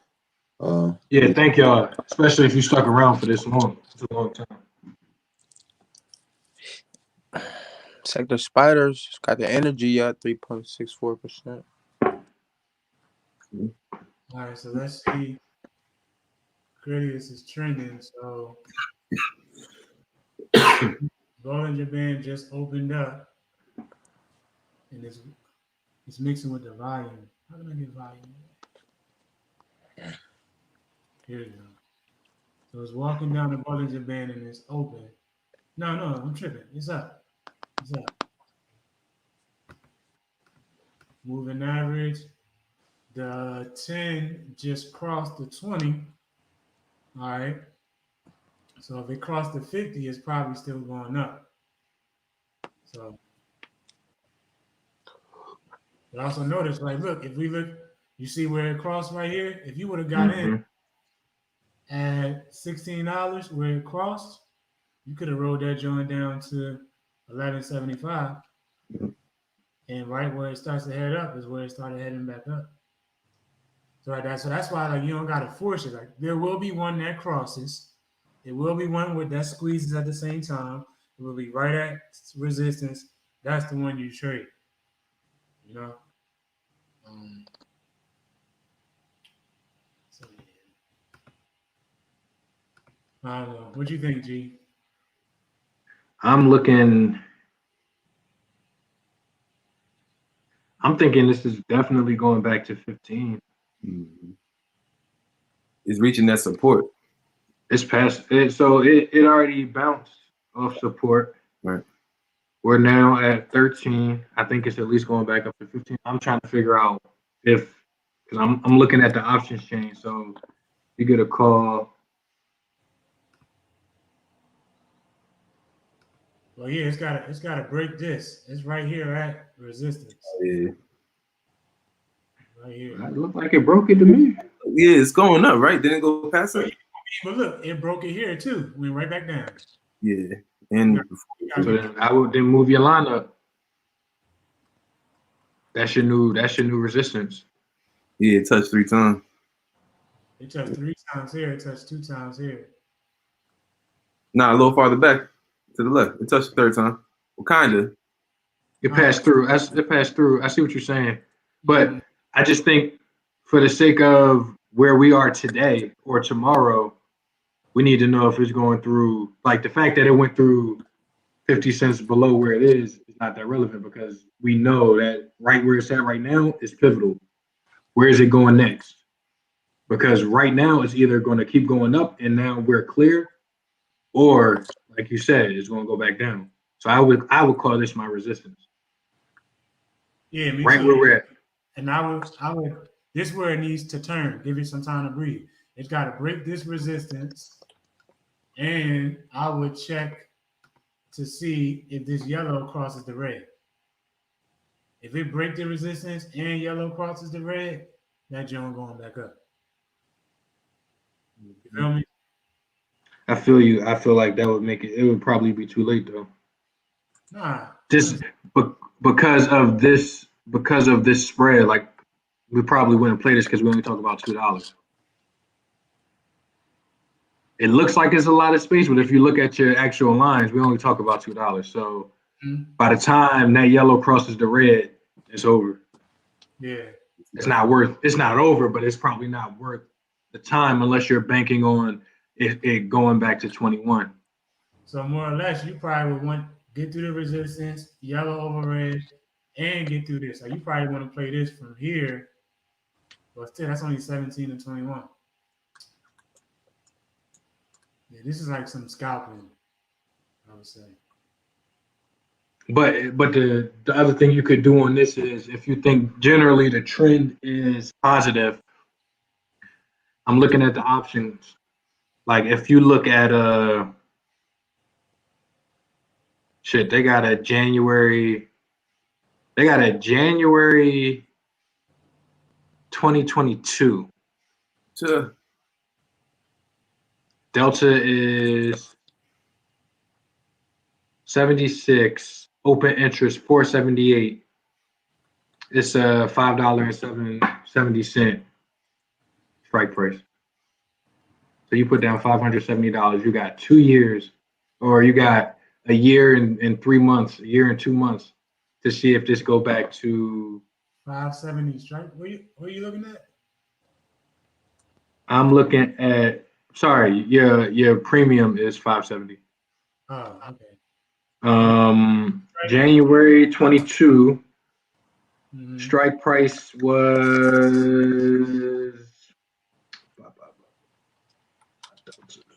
Damn, I lost it. Where'd it go? Hold on, I gotta find it. I don't see nothing for 570. Oh, calls. Yeah, calls. $8. Is that the one I'm looking at? 8.